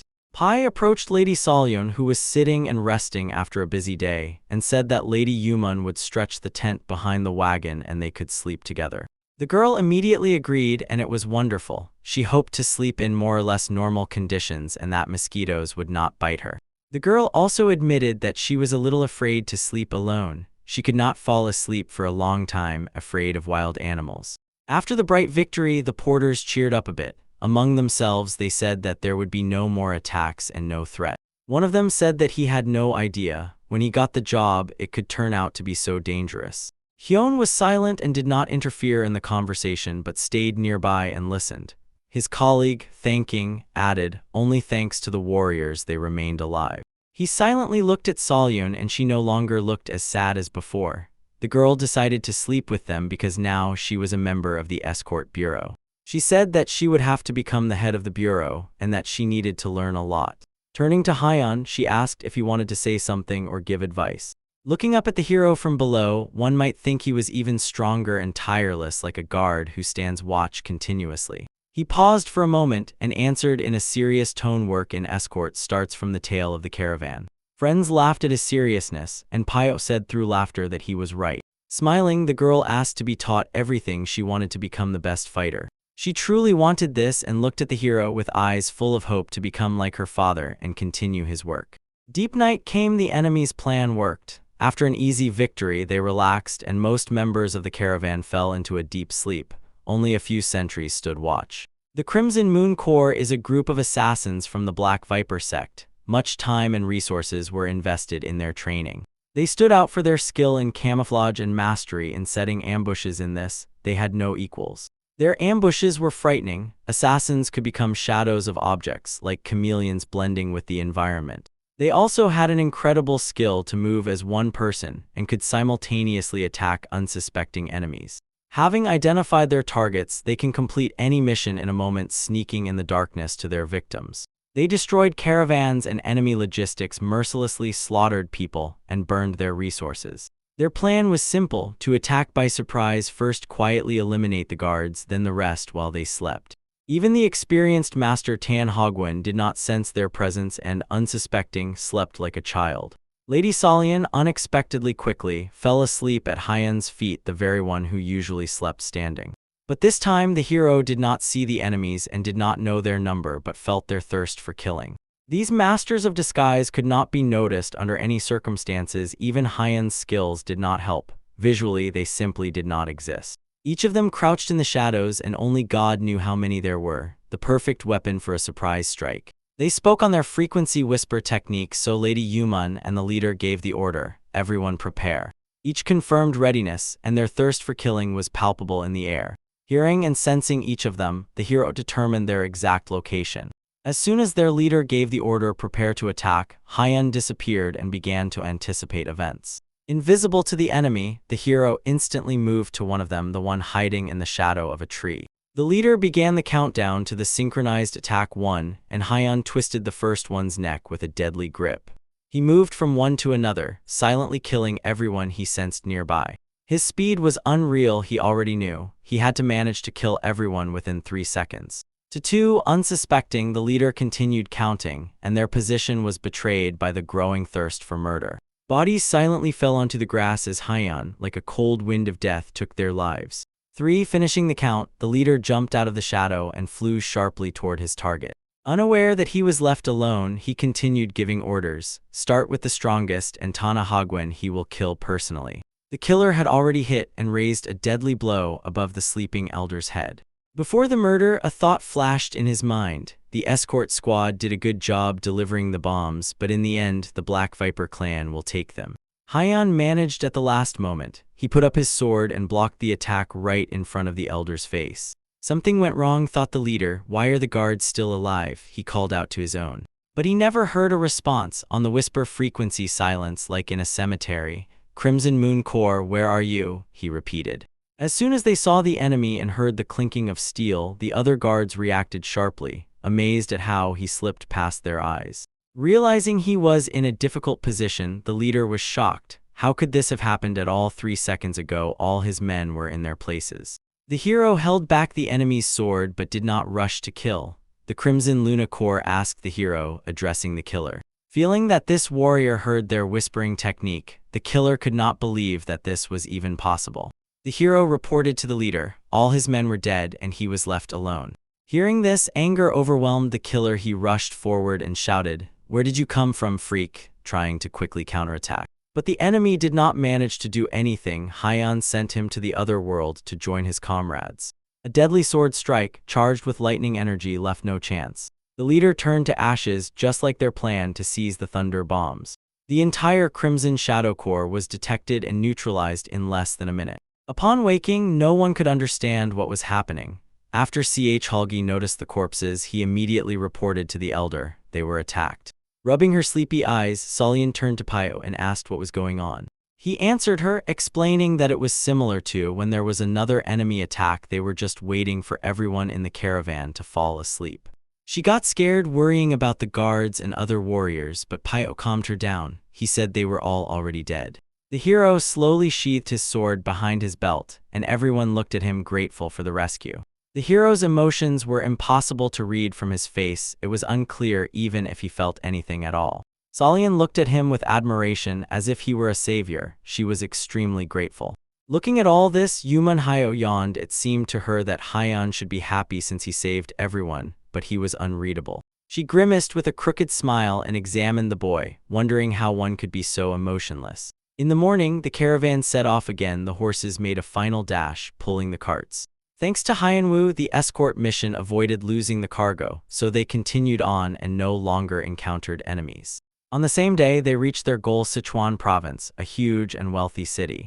The happy porters walked behind the cart with smiles, thinking that their mission was finally over and they could relax and have a drink. Next to Yuman Hyo, Solian was walking and suddenly turned to her with a question. Raising her eyes, the lady looked down on the girl and asked what had happened. Solian reminded her that she had to leave them as soon as they entered the city and said, "They have already arrived." Lady Yuman, smiling, said not to worry, she would go herself when the time came.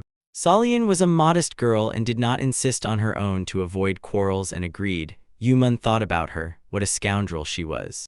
Pio, who was walking behind Haiyanwu, remembered what he wanted to do and reminded the hero that it would be very troublesome for him now, but the friend did not understand his joke. The warrior said, "Forget about it," and got down to business, reminding Haiyan that his friend about whom he was talking was from the Ak clan and this clan was nearby now. He is crazy, and Pio suggested Haiyan meet his family. The hero immediately recalled his fallen comrade and his request to tell the family about him.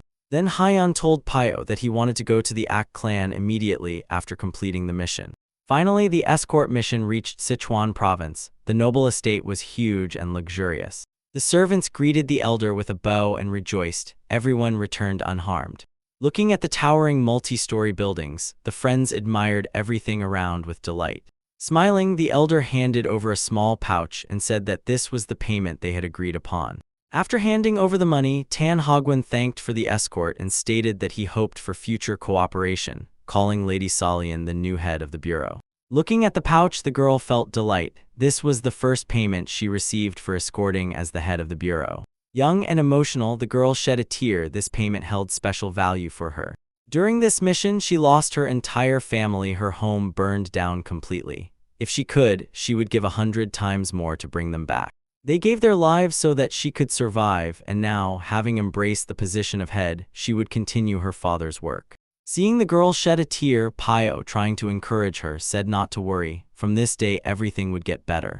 Wiping her tears, she pulled herself together and confirmed his words, adding, "Now, for the sake of those who remained, she must be strong." She sincerely thanked him and asked her friend to stay close. She really needed support. Addressing his mistress, the warrior apologized to her. Unfortunately, they could not obtain thunder bombs, and he asked if they would return home. But Lady Yuman was no longer interested in those bombs. She calmly watched the courtyard as crates were unloaded and thought about Hyunwoo. She said to forget about those bombs for now. There was not yet a single thing that the clan could not obtain. She was sure the opportunity would come again, and they would get them. Looking back at her people, she quietly said that she wanted another. Hyeon made an unforgettable impression on her. This warrior must be in her Vataga, and she wanted to recruit him. After the mission was completed, interest in his person was shown not only by Yuman, but also by everyone whose life he had saved. Everyone who knew him now looked at this incredibly young boy completely differently. And Hyunwoo did not pay attention to this. He had his own goal and his own path, and everything else remained secondary. He was already about to set out in search of the Ak clan. According to Pio, their estate was supposed to be somewhere nearby. Meanwhile, his friend was saying goodbye to Tan Hogwen. He offered to stay for a few days, but the warrior refused, saying that he and Hyeon had business here. Suddenly, the hero jumped onto the roof of the building and immediately attracted his friend's attention. Jumping up, he revealed an incredible view of the city before him, but he still climbed here not for that. Looking around, he tried to tune into the energy of his comrade. Each person's energy is different with its own characteristics, like facial features, and he was looking for something similar to Ak Segu. Focusing, he felt it an incredible similarity, but could not determine the exact location. All members of the escort bureau decided to stay and spend the night in one of the inns, and only then think about what to do. Noticing that Hyeon and Pio were preparing to go somewhere, the girl anxiously asked where they were going. The warrior did not go into details, as they themselves did not know what would come of it, but promised to tell when they returned. Hyeon glanced at Lady Solian and immediately noticed she was trembling with anxiety. The girl did not want them to leave her alone. The hero carefully extended his hand, preparing to share his energy. Without saying a word, he placed his hand on her head. Solian was no longer surprised. Anything could be expected from this young man. She wanted to say something but remained silent, thinking about what this could mean. Suddenly, she again felt that warm, soothing energy with which he had enveloped her when she lost her father and was close to death. It was very pleasant and truly calming. Hyeon withdrew his palm, said they would return soon, and asked her not to worry. After that, they rushed together to the exit. Pio already knew the way and where the Ak clan estate was located. Solian silently watched them with her eyes, and behind them Yuman Hyo was already rushing with his guard. Pio immediately noticed her and frowned. The young man could not understand what this lady was doing. The beauty was rapidly catching up with them in speed. Pio was inferior to her, but her skill in light movement was at a high level. The warrior thought, could it be that she is not going to return home? And he made a sour grimace. The young man was clever and immediately realized this lady clearly wants something from them. She doesn't even know where they are heading, but still follows them. Understanding that they did not need her, the hero decided to speed up. The hero stretched out his hand and decided to give Pio some of his strength. He confidently controlled his internal resources. For him, it was a piece of cake. Feeling a surge of strength, the warrior immediately accelerated. He noticed with surprise that running became much easier. His steps became weightless and fatigue was not felt at all. Pio finally figured out what had happened and thanked him, throwing, "Let them now try to catch up." Seeing how they accelerated, Yuman became angry. Could it be that Pio was also hiding his true power? Thus they managed to break away, leaving far behind Yuman Hyo with his minion. Admiring the new possibilities, Pio joyfully rushes forward, instantly adopting the speed of movement. The estate stood on the outskirts of the city, and by the time they ran there, it was already evening. Stopping in the yard, the warrior showed the hero the ancestral house of the Ak clan. Turning to his friend, he asked if he was ready, and then they could enter. Meanwhile, pursuers appeared from behind. They still managed to catch up with the hero. This sprint was hard for them. Breathing hoarsely, Yuman said, finally caught up. Payo was surprised to find that there was no guard near the ancestral home, and simply knocked on the door. At first, no one opened, and he already began to think that something bad had happened to this family, but soon the door opened. In the doorway stood a tall, red-haired man, and a sword hung on his back. From his posture and the way he carried himself, it was clear he was clearly a powerful warrior. Seeing this man, Hyon froze. His eyes widened in surprise. He was exactly like Aksegi, only much older. Looking at Payo, he said he did not know who they were and did not accept guests, but the warrior immediately cut in, saying they had not come for that, and asked if he knew a man named Aksegi. Hearing the name, the man's face immediately changed. He frowned and was clearly not pleased with such a question. He became angry and his energy began to press on Payo. The man could no longer contain it. So angry that he asked the warrior who he was and why he was looking for Segi. Payo barely held on, feeling the pressure of his energy. He did not understand why they wanted to kill him. He had only asked. At that moment, Payo felt so bad that he could barely breathe. Realizing that his friend might die, Hyon stepped forward, shielding him with his body, and unleashed an even stronger his own energy. The situation was tense. Even the hero himself did not understand what to do in such a case. When the hero struck with his power, it enraged the man even more. But the young man looked at him calmly. He had to somehow tame the wild warrior. He grabbed his huge sword and was already ready to cut to pieces everyone who came to his yard. It seemed to me that this man was angry at the whole world, and his energy was soaked with hatred. The hero restrained himself until the last moment. He looked straight into the eyes and waited for the man to unleash all his anger. Lady Yuman stood aside and did not interfere in the fight. She was curious about what would happen next. Regaining consciousness, Payo addressed the man and told him to calm down. He had misunderstood everything. He also explained that Hyunwoo was a friend of Aksega. His friend asked the warrior again. It was very strange. No one had seen Aksega for many years. The hero introduced himself as Dan Hyunwoo, and his friend added that he had lived in the mountains for a long time and was not familiar with the rules of etiquette. Payo apologized to the warrior on his behalf, explaining that he was not used to the customs of the civilized world. After recovering a little, the man explained that he was Uncle Aksegi and his nephew had disappeared 10 years ago. Addressing the hero, he poked him with his finger and asked if he had seen him during those 10 years and if he had, to say where the nephew was. Chanhija also disappeared 10 years ago, his friend too the same, so they all got caught at the same time. Hyon understood. The time they spent there seemed like 100 years to the young man, but it turned out only 10 had passed. And Yuna could not wait for an answer. His patience was at an end. He said sharply, "Tell me finally, where is he?" The hero thought that the first thing he had to say was that his friend was dead. Remembering his comrade, he saw blood was dripping onto his hands and he said briefly, "Dead." Anger filled Yuna again. What was wrong with this man was unknown, but his temper was foul. "Bastard," he shouted and drew his two-handed sword, jumping into an attack. A blow of incredible force struck the hero right in the head, and he was not even going to dodge.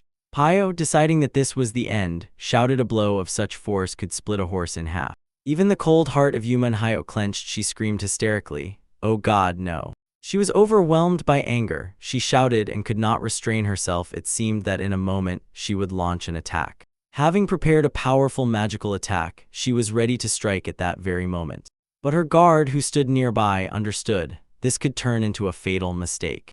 Yuna's strike was fast and deadly. Despite Yuman Hyo's reaction speed, it had already hit the target. Still, she hurried, gritted her teeth, gathered all her strength and speed, and tried to stop the enemy. When she had already approached the target and prepared to incinerate Yuna, she was stopped, grabbed by the hand. She did not expect that anyone could stop her in such anger and battle trance. It was Hyunwoo standing whole, and Akyuna's attack was blocked. Turning to the girl, he looked at her and calmed her down, saying that he was fine and asked her not to interfere. She exhaled. By all accounts, he should have been dead. But worried, she asked again if everything was really okay, not trusting her own eyes. Dense energy that enveloped Hyun's body completely blocked this strike. So Akyuna understood the strength of this young man. Since he was so strong and did not respond to his attack, it meant he was telling the truth about Aksegi.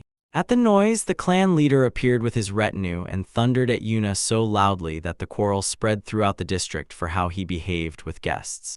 Ak Bihwin, scolding sternly, reproached him that he had repeated many times, let him finally learn to restrain himself. Realizing his mistake, Yuna apologized to the leader and promised that it would not happen again. Yuman Hayo, together with Pio and his guard, stood aside and observed the Ak clan leader. The hero realized that the man before him was the father of the deceased and sorrowfully informed him that his friend Ak Sega had died. Bihwin was more restrained than his relative, but still the emotions on his face revealed that this news was very hard for him. Nodding his head, he said that he thought so, too much time had passed. Spreading hospitality, he invited the guests to come inside. Meanwhile, Salian stood on the terrace and looked at the view, wondering why her friends were so delayed. She recalled how Hayo had touched her and what energy she felt at that moment. Why did he do it then, and what exactly did he want to say by it? Hyan was incredibly unusual. He was hard to understand. Suddenly, her thoughts were cut off by a noise downstairs on the first floor of the hotel. Someone there was shouting, uttering insults, and reproaching someone for hiding here. The girl rushed inside anxiously. Her people, the loaders, were supposed to be downstairs, and she was worried that no one would get hurt. But downstairs, a fight was already underway. Those who were on the street were breaking in, and the first blood was spilled. They found some commander killed. His people nearby looked at everything in horror but could do nothing. Holding swords, the killers looked at the people standing nearby, and the hotel guests fearfully moved away from them. Chong and his fellow loaders were sitting at a table drinking, but just now they immediately jumped up, outraged. They could not relax properly. Coming down to them, Lady Salian ordered them to go up to their rooms on the mountain to avoid trouble. Fortunately, the fight did not concern them, so the men agreed, but the very fact of an open execution in a crowded hotel was shocking. Sheathing their swords, the audacious warriors looked at another group of armed men and froze for a moment, trying to understand who they were. Outraged by the murder in a public place, the warrior shouted that the Tan clan would not let this go easily. Noticing the brave man, the killer said, "Does he not know that the Tan clan scatters as soon as it sees the Viper clan?" Having listened to his words, Salian understood. These were the same members of the Black Viper sect who attacked them during the mission. Smiling, he boldly called them cowardly dogs and added that for this they would all die. Giving the order to his men to kill everyone, the villain stood aside and watched the slaughter, savoring every moment. Lately, things in Sichuan were going badly. The Black Viper clan quickly gained power and did whatever it wanted. They clashed brutally with the old power of the Tan clan in the struggle for power and indiscriminately destroyed everyone around. Realizing that she needed to get out of here and stay away from these killers, Salian was already preparing to leave. But she did not succeed in that moment. The leader of the Azure Moon gang noticed her. Seeing the girl, he reacted instantly. The villain could not miss such a moment to mock the beauty. Suddenly appearing right in front of her, he rudely asked what this flower was doing in such a filthy place. The clan warriors surrounded her and blocked the way, asking their commander if he really decided to have fun with a young girl today. The delicate girl asked them to step back and let her go, but the men did not listen. The warrior standing behind placed his hand on her shoulder and smiling said he would talk to her properly, and when she became obedient, he would bring her to the commander. He reached out to her face and said that very soon she would find out what happens to those who attract the attention of the Black Viper clan. And Salian, although she looked like a small, fragile girl, was not to be trifled with. Gripping the man's hand firmly, she twisted it so hard that he howled in pain. The girl, like a true hand-to-hand combat master, subdued the burly man. Pressing him down with both hands and using her own weight, she struck him hard against the floor. What the hell, thought the warrior. He had assumed she was just an ordinary pretty girl. But it turned out that this flower had thorns. Salian looked at him sternly, ready to defend her honor. "Who are you?" the stranger asked again, seeing how she had put his best warrior on the ground. Rising, she named herself Cho Salian, daughter of the head of the Cho clan, and proudly straightened up and added, "the current head of the Henan Security Agency." The scoundrel looked at her in surprise. The girl was extremely impressed. Hearing this, the warriors laughed together, teasing her with excuses, saying they did not recognize such a respectable person. Bending down to her height, the leader said laughingly, "If she is not just a girl, then one should address her more respectfully." Understanding that with her abilities she could not handle all the scoundrels, she decided to act differently. She had trained well to run during the mission, and now this could save her life. Wasting no time, she rushed forward. She had to give her all to break through them. "Catch her!" shouted the commander, and the Azure Shadow gang rushed to chase the young lady. "Run, Solian, run!" The men were catching up, and she mocked them. But she was not joking at all. She wondered if she could get away from them without consequences. Meanwhile, Hyeon's team was invited to the Ak clan's mansion. Everyone gathered around a huge table. They sat in a row, staring at the leader and waiting for him to start questioning.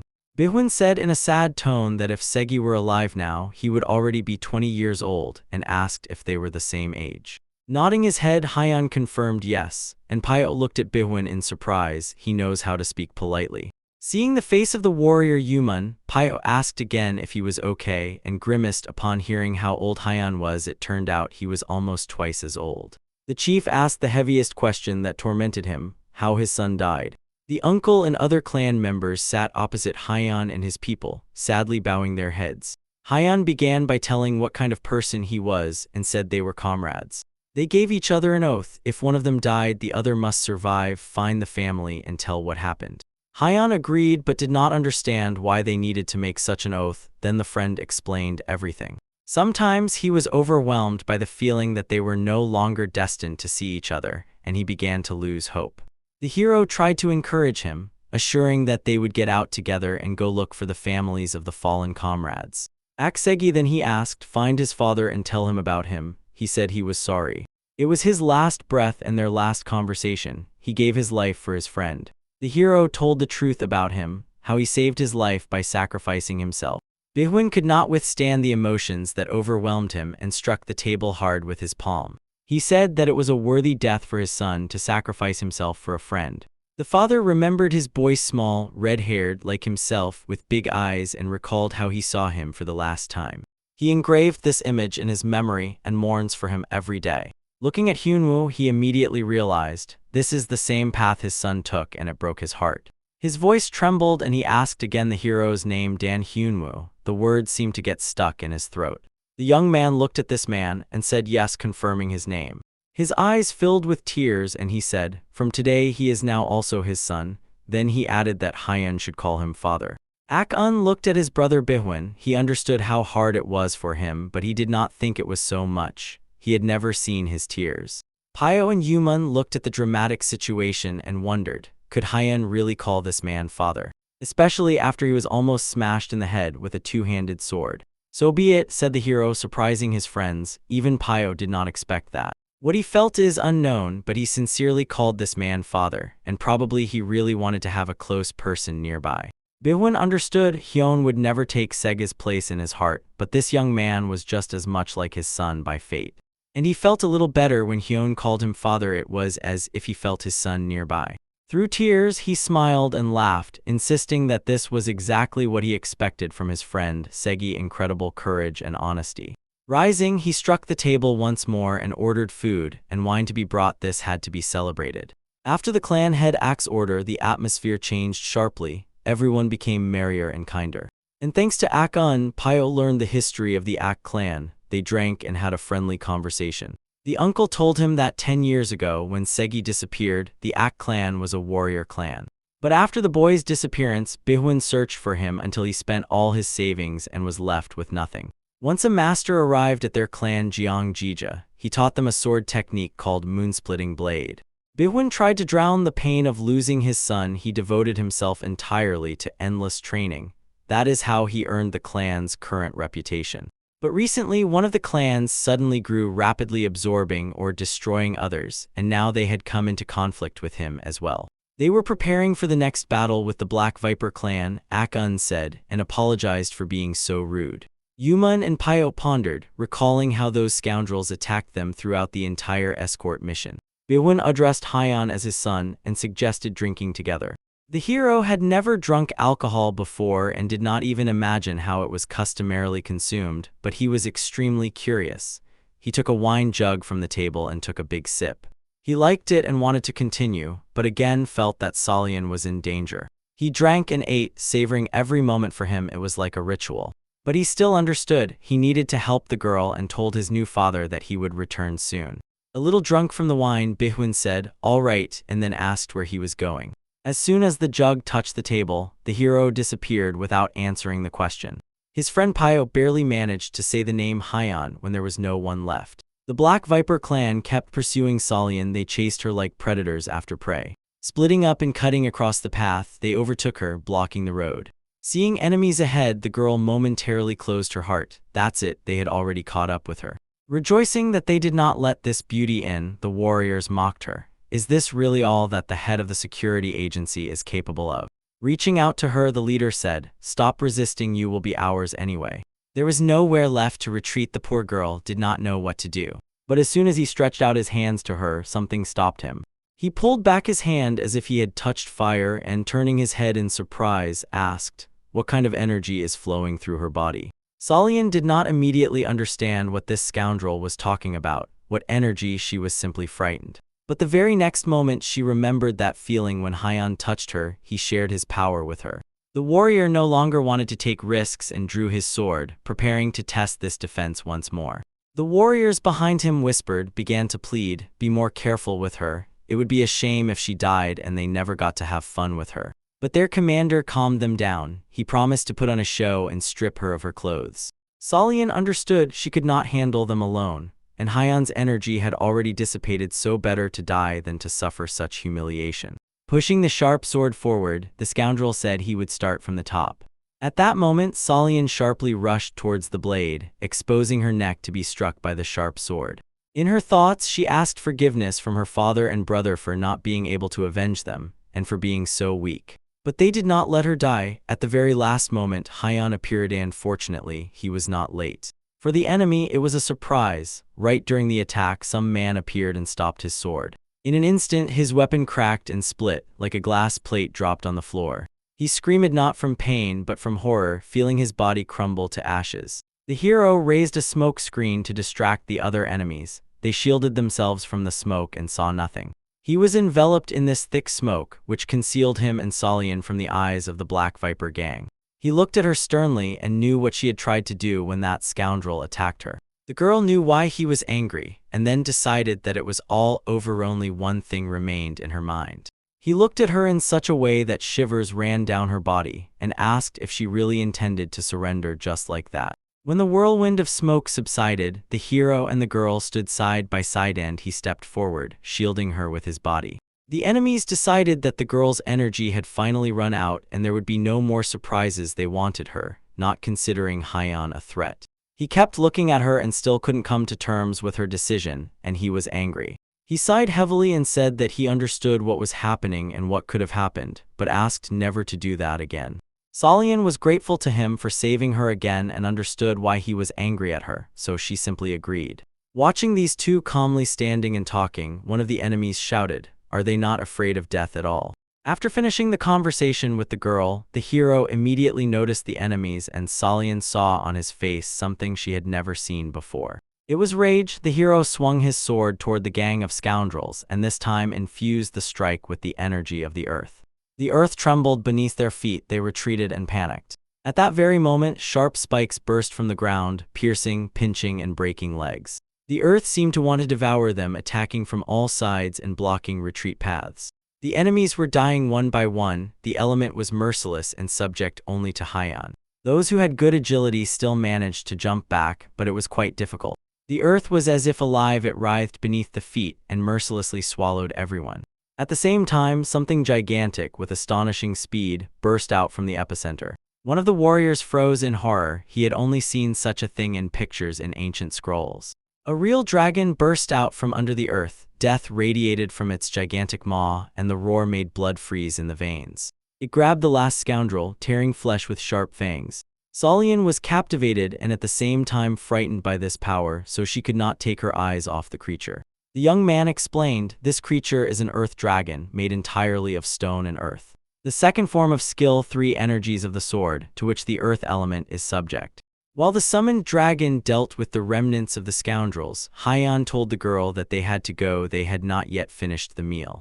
Meanwhile, in the hall of the Ak clan, dinner was ongoing. The clan had not held any celebrations or received guests for a long time, so this was a consolation for them. They savored exquisite wine, aged in the clan's cellars, and engaged in polite conversation.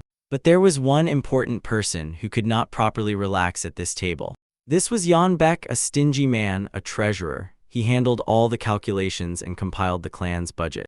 But now he was worried not about money, but about why Hyenwoo disappeared right during dinner, without saying anything or explaining. Now was exactly the time when the Black Viper sect could attack at any moment, and they were entertaining guests, and this young man had disappeared somewhere.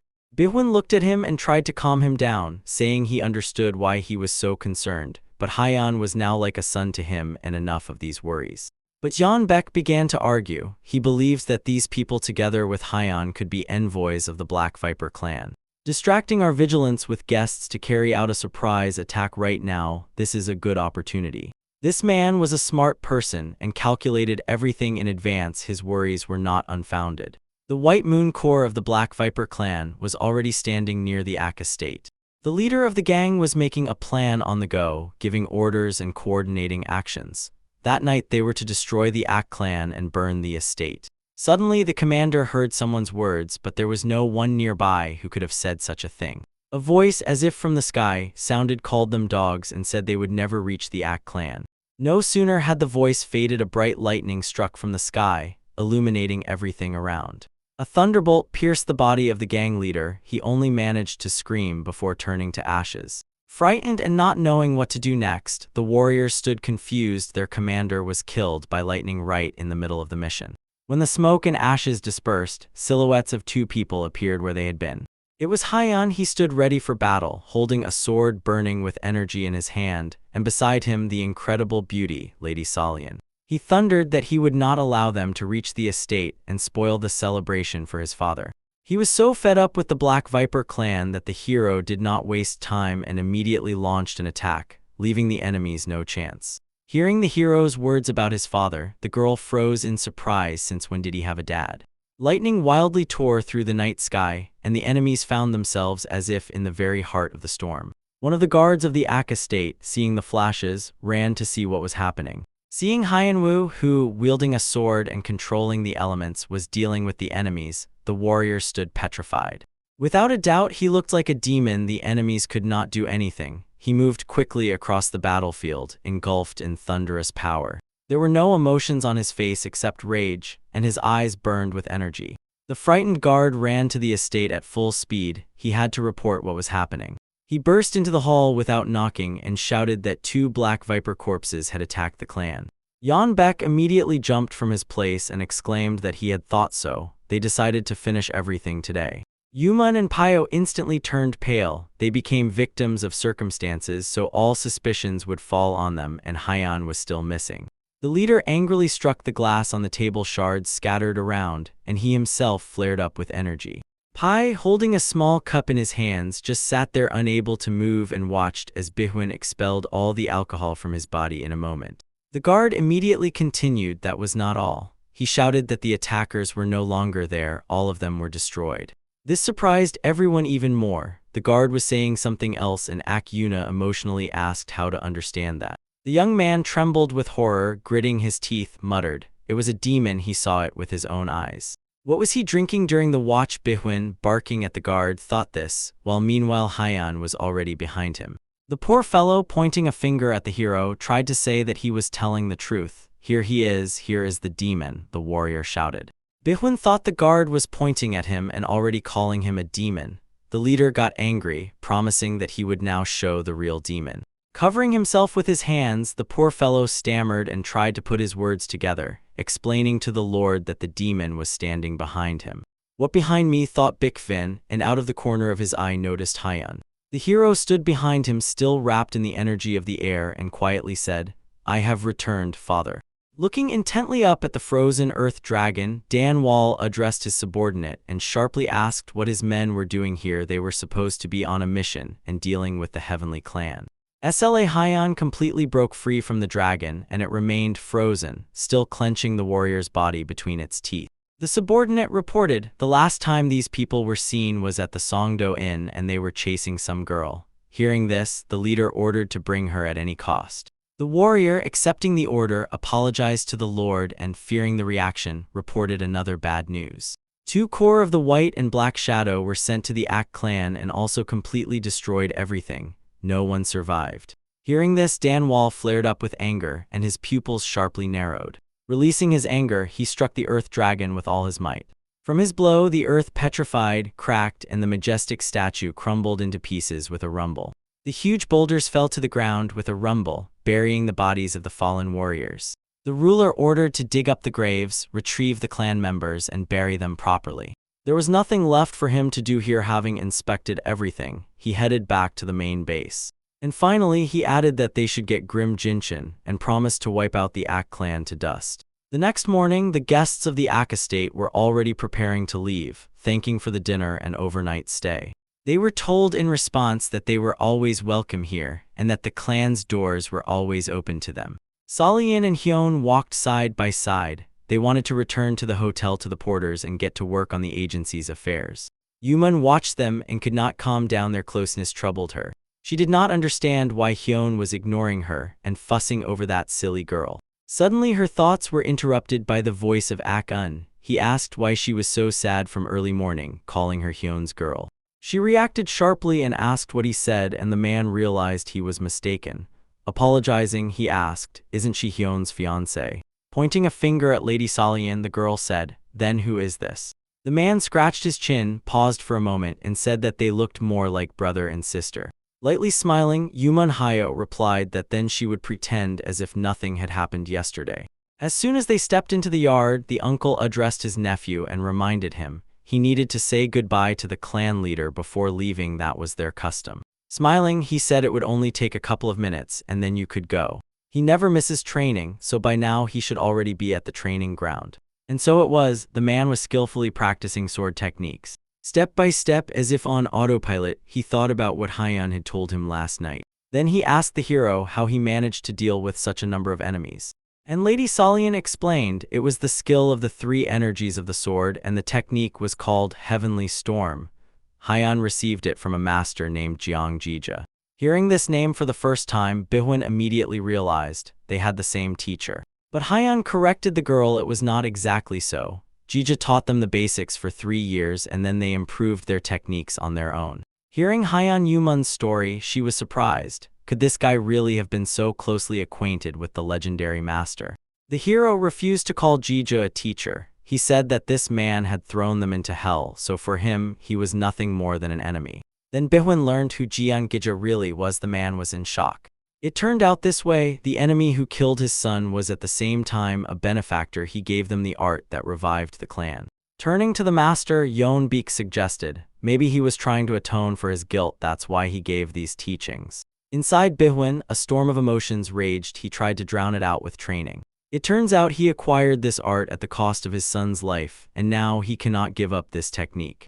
As long as enemies keep their eyes on the Ak clan, he must protect it, and Gija's art is the tool. Releasing his anger on the training column, he split it into 2 parts, and one question hung in his mind: what to do next. Noticing Hyun, Bihun decided to call it a day. He was glad that this boy appeared in his life. Raising his eyes, he asked what brought them here at such an early hour. Hyun said they had to go, and Pyot gave a sign of respect, symbolically folding his hands. If it is necessary, then so be it, the father said, looking at his son's last friend. In the world of martial arts, not everything is decided by strength, so always be ready, he said, giving Hyun advice. The hero thanked for the advice and said goodbye to Bikvan. Now, he had one more important person in his life. Putting his hand on the hero's shoulder, he addressed Mrs. Solien and asked, "Look after my son." Returning to the hotel, they were joyfully greeted by the porters. The men had already begun to worry about where their lady had gone. They had seen her running away from those thugs and were worried something might have happened to her last night. The lady apologized for making them worry, but now was not the time for that. She said it was time to pack up and head back to Henan. The first thing to do was to restore the destroyed agency, if of course they had no other plans. Pyo supported her, confessing he was honestly not one of those builders, but he would also help as much as he could. Suddenly another porter ran up to them. He was standing downstairs gathering things. He said that the hotel had been surrounded by his comrades and the people of the Black Viper clan. Their leader had gathered a huge army. He sought revenge at any cost because some girl had ruined his plans. When Solien looked out from the terrace, she gaped in surprise. Could it be that they had all come for her? Looking at the frightened girl, Hyun asked again, "They are all from the Black Viper clan, right?" Solien answered, "Yes." The hero smiled and stepped out onto the terrace. He didn't care how many of them there were. The main thing was that he could finally finish off all these scoundrels. Wrapped in energy, he was ready for battle. The hero knew that the Black Viper was also targeting the Ak clan, so he had to finish them off. He stood on the large terrace and looked down, wondering why these fools blindly followed their leader. The warriors filled the entire square in front of the inn and waited for orders from their commander. The hero thought everything is going perfectly, he could finish off the entire clan at once. Their commander even set up a table at the end of the square to enjoy the spectacle, a bloody slaughter. Taking a bottle and taking a sip, he commanded to kill everyone in the hotel and bring that girl to him. The guard standing nearby glanced at the lord and noticed the terrace. He saw Hyun standing at the very edge, so it seemed he was so scared that he was about to jump down. The hero really was going to jump, but not to end his own life. Pushing off the cornice, he jumped from an incredible height, as if there was a pool of water waiting down below. The warriors shuddered. Could it be that he really decided to end his life and actually jumped? Landing loudly, he raised clouds of dust and attracted everyone's attention. The commander silently watched. He could not even imagine how greatly he underestimated his enemy. At that moment the lightning struck, and Hyun used his skill and the element obeyed. Eclectic discharges massively struck the enemies, lifting them into the air and turning them to ash. What is happening? The leader could not believe his eyes, lightning in a clear sky. The charged energy field around the hero prevented any approach. Lightning destroyed the nearest enemies. Today the Black Viper clan will cease to exist, Hyun declared. Ash scattered around, rising upward in wind currents, and the hero dealt with everyone who stood against him within minutes. The loaders began cleaning up, understanding they needed to finish this quickly and go home. Looking at her savior, Solian apologized to him for having to fight for them. She was worried about him because she knew such a battle requires colossal internal resources. Clearing piles of corpses, the loaders carried out the charred bodies and marveled at Hyun's strength. Pio thanked God that such a hero had appeared in their team. Without Hyun, they would have been dead long ago. Meanwhile, the sect of the Black Viper, which had suffered incredible losses, was preparing its trump cards. In their arsenal were thunder bombs, devices once assembled by the Thunder Strike clan. Due to the high complexity of manufacturing, the entire clan would perish if a mistake was made in production. Danval had kept them for dire times and now was ready to use them. Unexpectedly for the lord, a guard ran into the room hurrying to report news. But the leader cut him off mid-sentence and immediately asked if the commander had brought that girl. The clan lord did not yet know the outcome of the battle and confidently believed that the commander had carried out the order, but the guard could not gather his thoughts and explain everything properly. Looking anxiously at the warrior Danval, he asked again what was happening. Just say it already. A silhouette was making its way through the narrow street leading to the estate and the main headquarters of the Black Viper. Grabbing the commander-in-chief of the corps by the collar, the hero dragged him down the street like a dog. Hyun understood. To finally finish them off, the head of this snake had to be cut off. For the commander, this was a humiliation he had never experienced before. Trying to save his own life, he was making his way to the main headquarters. Bringing Hyun to the place, he begged to be released, hoping for mercy. Approaching the main building, the hero thought that these bandits had taken good care of their security. The road led through numerous houses connected to each other. The Viper clan had seized them from the townspeople. The commander explained the path was known only to the sect members and no one could find the way through this labyrinth of houses and traps. Smiling, he offered to show the way if, of course, the other would let him go. But the hero instead said it was not necessary and threw the enemy into the air. Lifting off the ground, the commander shouted, overwhelmed by fear, realizing the end was near. The hero tossed him like a ball and was about to kick, but he flew into the gate. Jumping up, he struck with such force that the commander's body burst forward like a cannonball.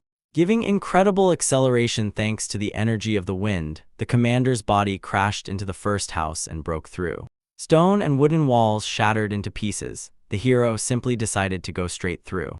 Having broken his way, as the commander promised, he showed the way. His body crashed into the main entrance gate, and there he shamefully died. Through the hole that had formed, the hero could already pass to the main entrance. I will make my own way, said the warrior, using the body of the sect's commander as a key to the protective spells. He instantly found himself near the next gates and delivered another powerful blow. And the gates also did not hold. They shattered into pieces, and the spells that were cast did not work due to the presence of the commander. The mutilated body flew into the courtyard and rolled epically across the stone floor. The passage was free, and the corpse, distorted beyond recognition, lay bleeding. All the warriors who remained stood around the head of the sect ready to give their lives at his command. Danval was impressed by Hyan's cleverness and strength. He so easily bypassed all the protective spells and passed through the labyrinth. No matter how strong that guy is, he will not be able to resist the entire Black Viper sect alone, the leader assured himself and shouted to Hyan that he would not leave here alive. The hero burst like a whirlwind into the crowd of warriors, intending to finish them off as quickly as possible. Seeing Hyan, Danval's courage disappeared somewhere and he abandoned his people, retreating backward. Everything happened too quickly, the warriors did not even have time to realize what had happened to them.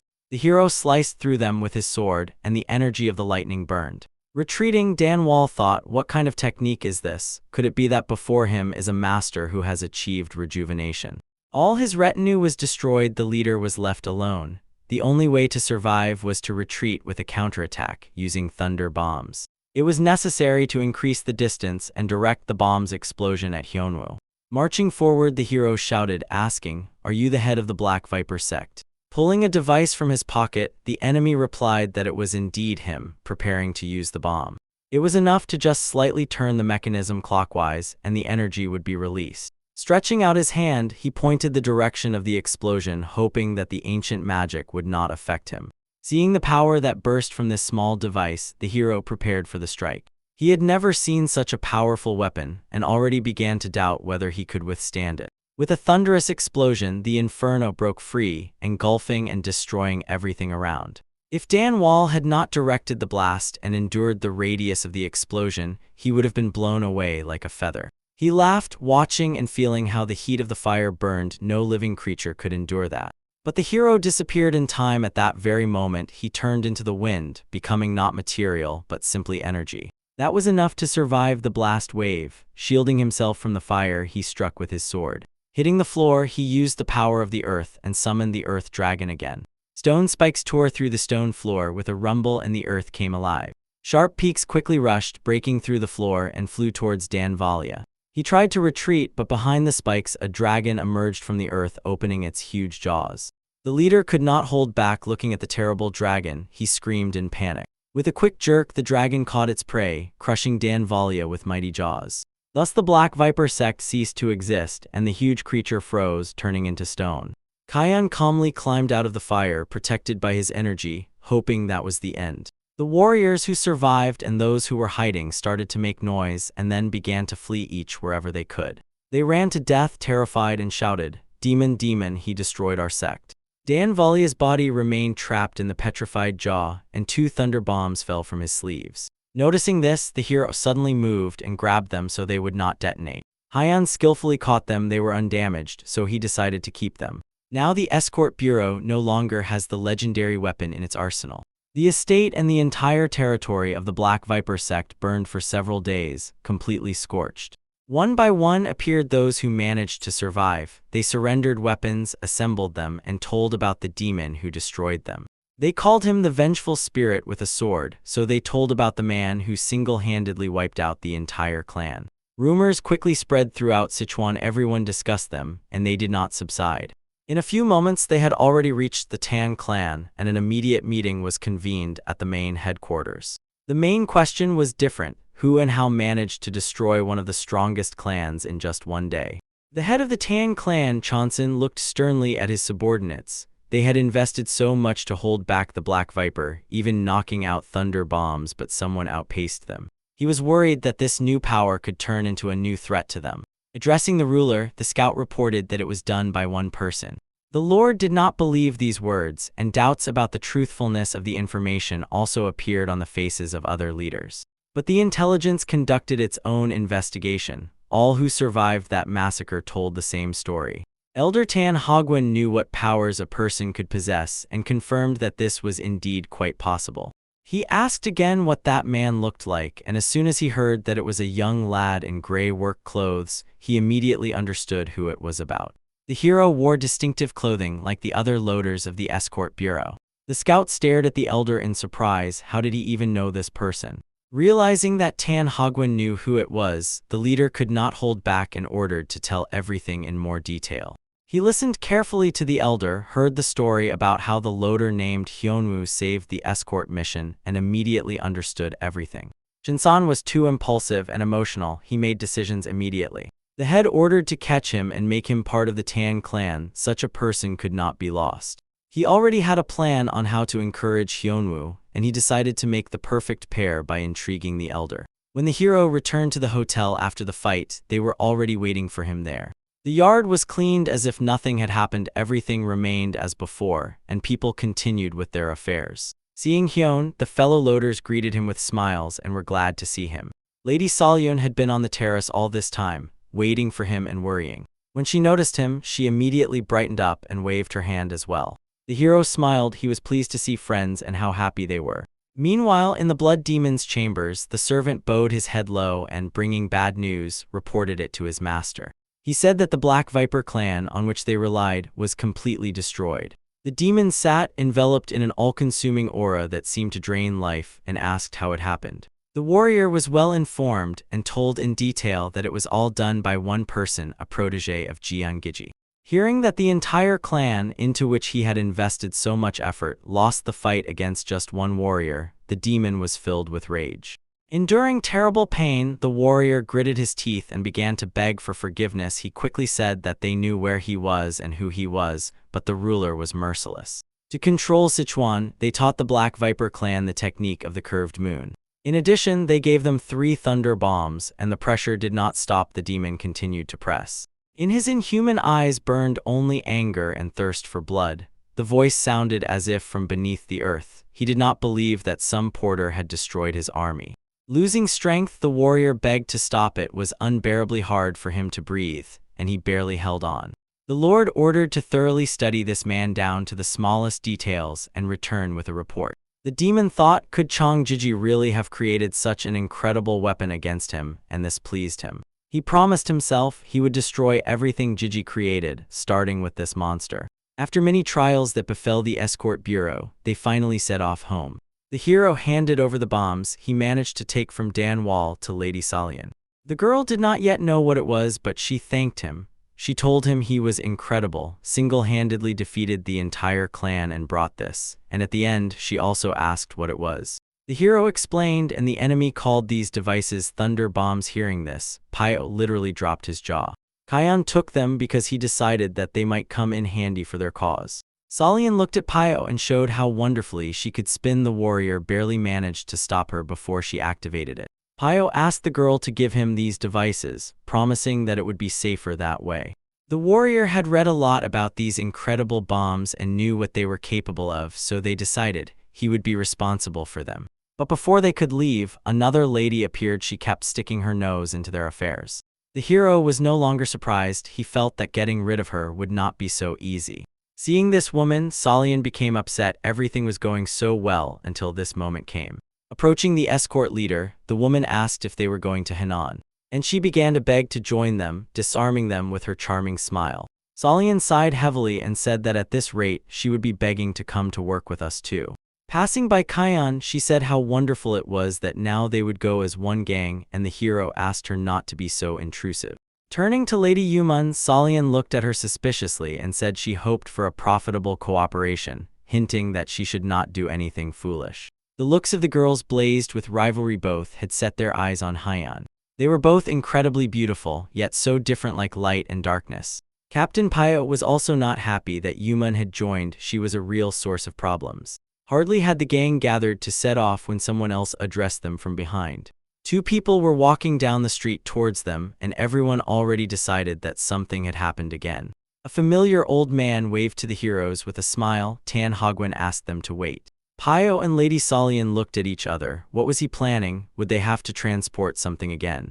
Next to the elder stood a beautiful stranger who attracted glances. Pyo greeted her and asked what they needed. Tan Hogwen explained that they had business in Henan province and asked if they could travel together. He was too respected a person. Refusing him was almost impossible, so Lady Solyun agreed. The elder also introduced the lady standing next to him. She was the daughter of the head of the Tan clan. Meanwhile, in the main building, the leader was pondering his decision regarding his daughter. He nervously fidgeted in place and repeatedly glanced out the window. They were supposed to meet with the escort bureau. Smiling, he thought his idea was brilliant, to slip his daughter to that loader and then manipulate him. Tan Muyin, the green-eyed beauty, placed her hand on her chest and greeted politely. She was the last thing they needed. The girls thought the same, seeing in her yet another rival. The hero looked at her indifferently. He didn't care whom to escort, but so many beauties simply could not fail to please the eye. Finally, the group set off to Henan, moving at a normal pace because they had no cargo and no need to hurry. Solian felt a strange anxiety. The appearance of Tan Haven could still be somehow justified. But the fact that with him was the daughter of the clan head Tan Muyin raised a lot of questions. She was considered one of the most beautiful women in the Murim world, a flying phoenix among 3 phoenixes and 2 flowers. The girl had not only impressive beauty but also mastered martial arts. And also Lady Yumun Hyo, daughter of the clan head Yumun, who was even more beautiful and skilled in martial arts. The girl was in complete despair, and right now these 2 incredible ladies stood next to her. And their motive was one and the same: the girl was watching them. In fact, it was exactly like that. All their attention was focused on one person. They kept their eyes fixed on Hyunwoo the whole time. Mayin barely knew him and tried to see what her grandfather and father had talked about. But no matter how hard she looked, she couldn't see anything remarkable. Hyunwoo seemed like an ordinary young man. The hero walked ahead, leading the group. Behind him walked the lady and all the other men. Lady Mayin impatiently stepped forward and approached the hero. She already wanted to check everything. She addressed the hero in a friendly tone, asked if he minded getting acquainted, since it so happened that they would have to travel together. Yumun smiled and looked at her, not even having time to think that she would so quickly prepare for an attack. But the hero silently rushed ahead, not even looking back. And the girl already snapped in a nervous tone, "Who am I talking to? Why are you ignoring me?" In her mind, Yumun quietly laughed, just as she expected, the same indifferent, passionless gaze. And Lady Solyun explained to Lady Mayin that Hyunwoo was not very familiar with their customs. Hearing that someone was addressing him, the hero coldly asked what she wanted, making the girl embarrassed by such a response. The elder knew Hyunwoo better and already understood that here one had to speak directly, so he immediately declared they needed his combat skill of heavenly lightning. The girl looked at the elder and shuddered. Why did he reveal their entire plan so quickly? Solian expected something like this, but the elder's straightforwardness still surprised her. Everyone was impressed by this behavior. Everyone understood. Such skills can only be passed from a master to his student. In Murim, secret martial arts were transmitted only in this way. Tan Hogwon understood this better than anyone and immediately brushed the conversation aside. He asked Solian what she planned to do when she arrived in Henan. This slightly eased the tension, and the lady replied that she wanted to fully restore her father's escort bureau. The elder praised her noble intentions and said, from now on, whenever they pass by Henan, they will always use their services. Solian looked at him excitedly. This offer is very valuable if it really happens constantly. But Hogwon calmed her down, explaining that it would be beneficial for both sides. In return, the elder asked that 1 or 2 people from the Tan clan always be present on their missions until they get what he wanted. Namely, the Hyunwoo combat technique, that heavenly lightning that the Tan clan has been dreaming of for many years. Yumun Hyo looked at the old man as if he had completely lost his mind. Are they planning to watch Hyan fight enemies and study him? But for Hyan, this was not a problem. The rules of the Murim world did not apply to him. The hero looked at everyone, smiled, and agreed he did not even intend to consult Solian. The girl was a little angry about this. She thought that the head of the agency should be the one to agree to such terms. The lightning that the Tan clan is looking for is actually a bit different from the one Hyanwoo uses. The heavenly lightning that the Tan clan seeks is hundreds, thousands of projectiles falling from the sky like rain. But this technique exists only as a legend passed down within the clan. None of the disciples have yet managed to master it.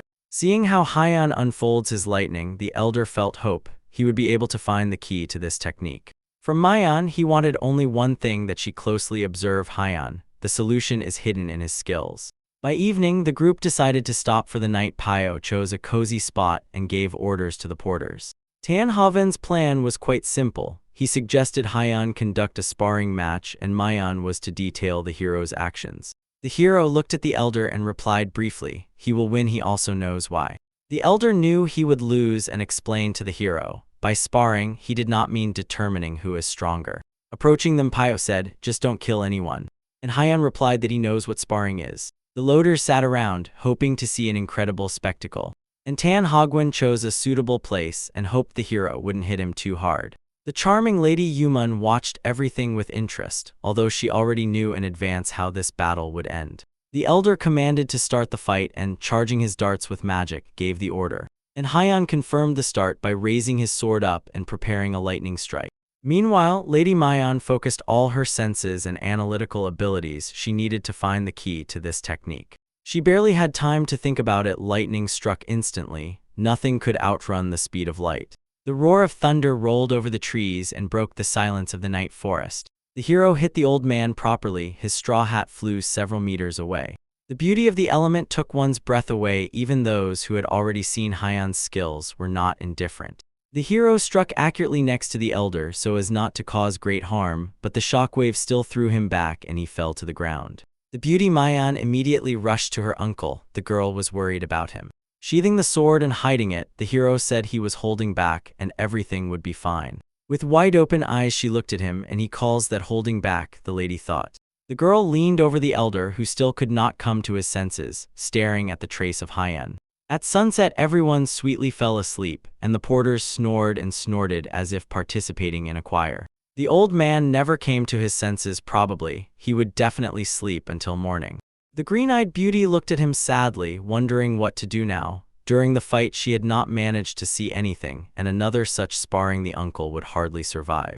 Mayan understood she had to find out the secret of Hyan's lightning at any cost. Looking intently at the warrior, she decided to approach closer and, while everyone was asleep, try to negotiate. The girl widely opened her décolletage, hoping the warrior would not be able to resist. To protect her clan, she was ready for anything, and this skill was needed by them to resist clans like the Black Viper sect. But not only Hyun knew about her night visit, some people just couldn't fall asleep. Yumun Hyo, who was not used to sleeping in such places, lay quietly and listened to the sounds of the night forest. And also Lady Solian woke up at every sound and pretended to be asleep. Peeking at Lady Mayan's night wanderings, Yumun wondered, what does this woman want now? The thoughts of these two beauties coincided, and Solian closely watched every movement, trying not to give herself away. Green-eyed like a cat, she sneaked up behind Hyun and addressed him. Hiding her eyes and blushing, she began to ask the hero to teach her the art of heavenly lightning, and before she could finish, everything stopped. Hyun interrupted her, catching what she was trying to say, and agreed so as not to humiliate the lady any further. The girl could not believe it. From the very beginning the hero did not intend to sell his art for a reward. Seeing the poor lady, the young man said that if she really wanted, he would teach her for free. He needed nothing. Yumun Hyo could no longer stand it. She said irritably, "You can't just tell such a secret like that." Even she could not allow herself to ask for such a thing, especially for the price Lady Tan wanted to pay. Hyun did not understand what was so special about sharing his knowledge, so he offered to teach her as well. Just upon hearing this, Mrs. Solian immediately joined the conversation. She asked to be taught as well. The young man looked around at everyone. These talks stirred up the other members of the gang too. The hero hid nothing and said with a smile, he would teach everyone who wanted to learn. Such a simple porter became a teacher for a while, and his lessons began in the morning. He stepped onto the embankment by the roadside so that he could be seen well and raised his sword up, ordering everyone repeat his movements after him. The hero agreed to teach absolutely everyone who wanted it. He had no secrets. He taught not only those who could use internal energy, but also ordinary porters.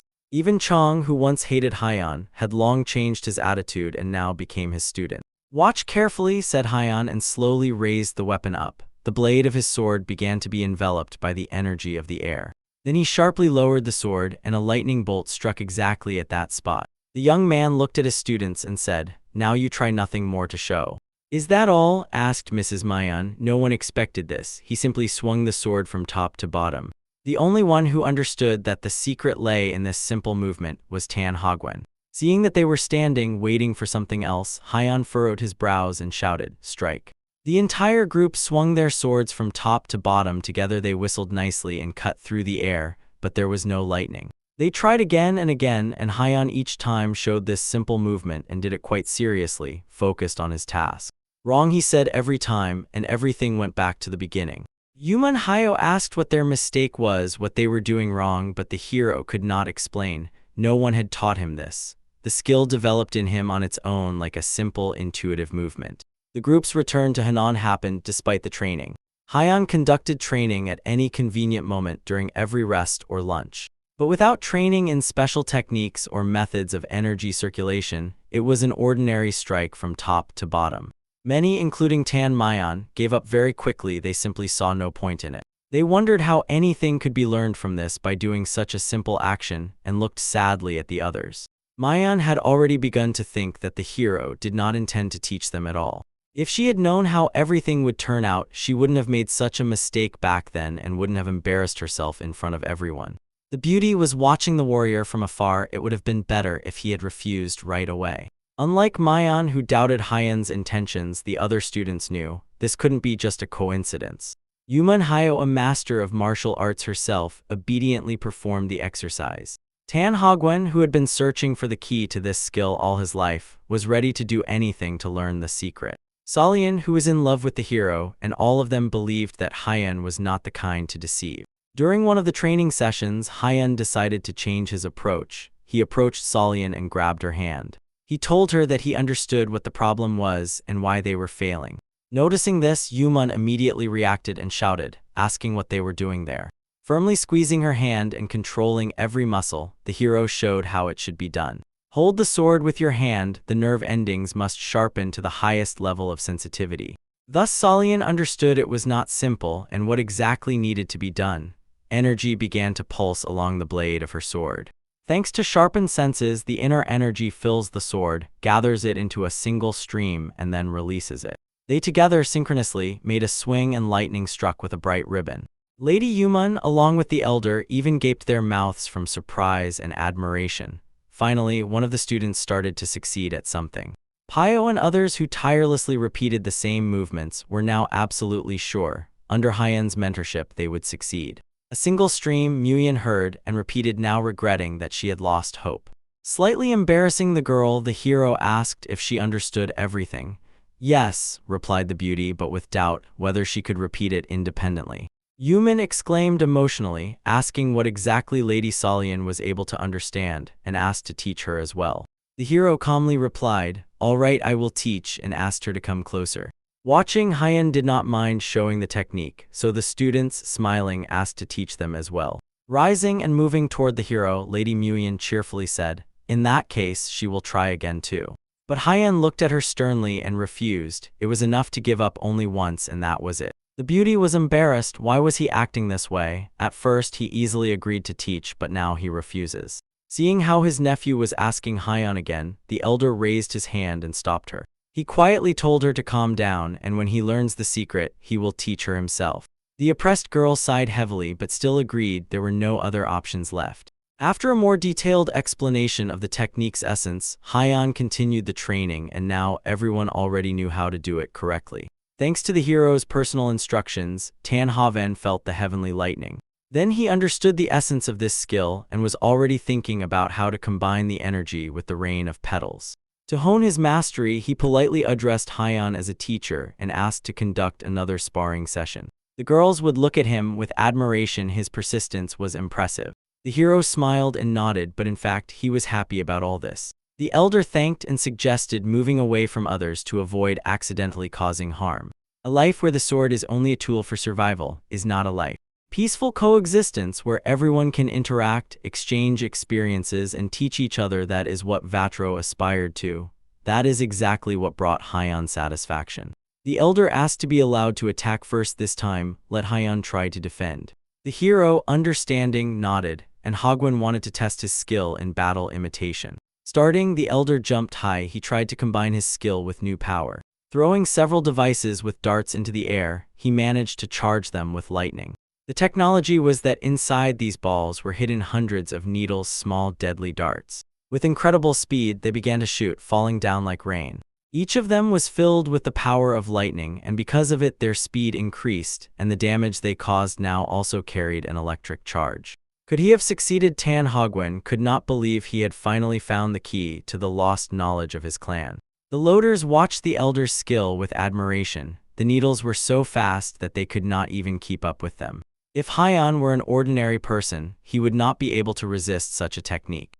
But for the hero, the rain of petals was a weak attack. It just fell like leaves. He raised his sword to the air and spun it to incredible speed, using it as a shield.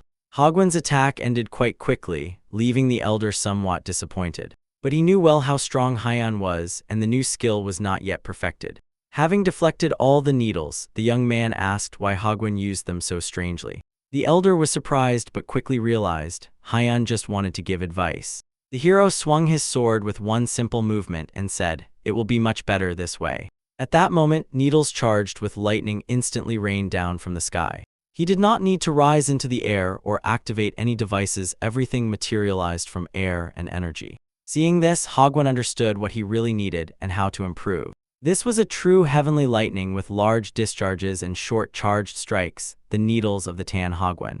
At that very moment, the elder's old dream of the Tan clan's heavenly lightning finally came true.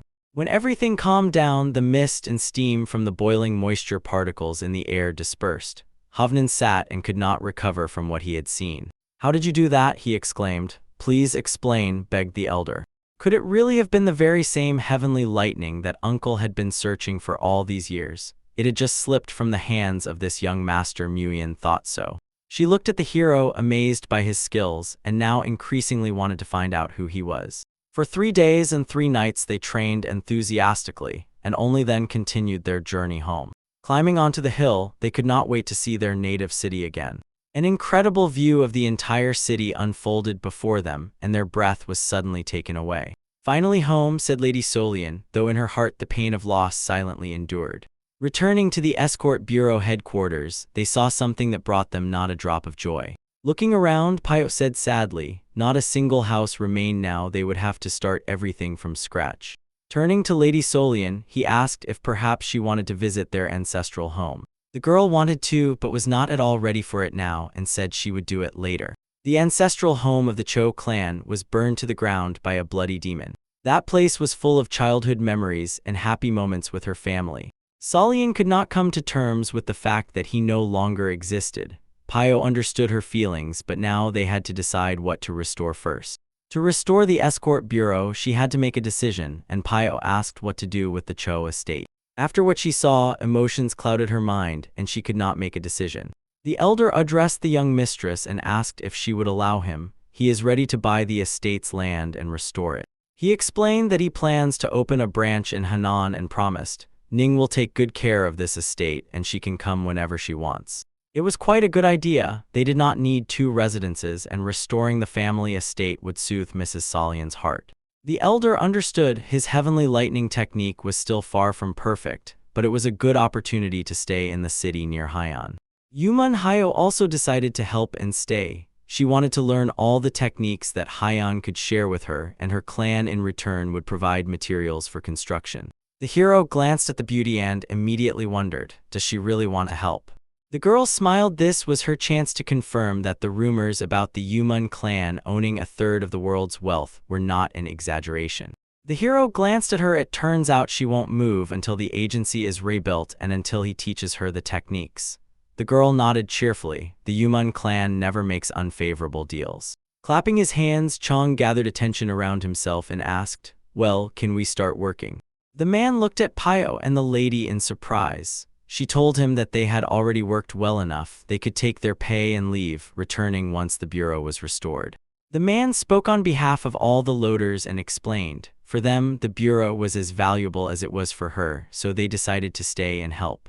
He added one more thing, they simply had nowhere else to go. This both surprised and made the leaders think. Lady Solio was very grateful for this and smiled. "Welcome to the team," said the beauty. The will and desire of the people united to achieve a common goal. The loaders began clearing the debris, carrying out burnt beams, and preparing the site for construction. Hyunwoo gladly joined again, and everyone was impressed by his strength. Thus, the completely destroyed Henan Escort Bureau was reborn from the ashes. With his strength and boundless potential, the hero inspired everyone and instilled hope in their hearts. Meanwhile, the demon's army reached the next target, burning another clan that stood in their way.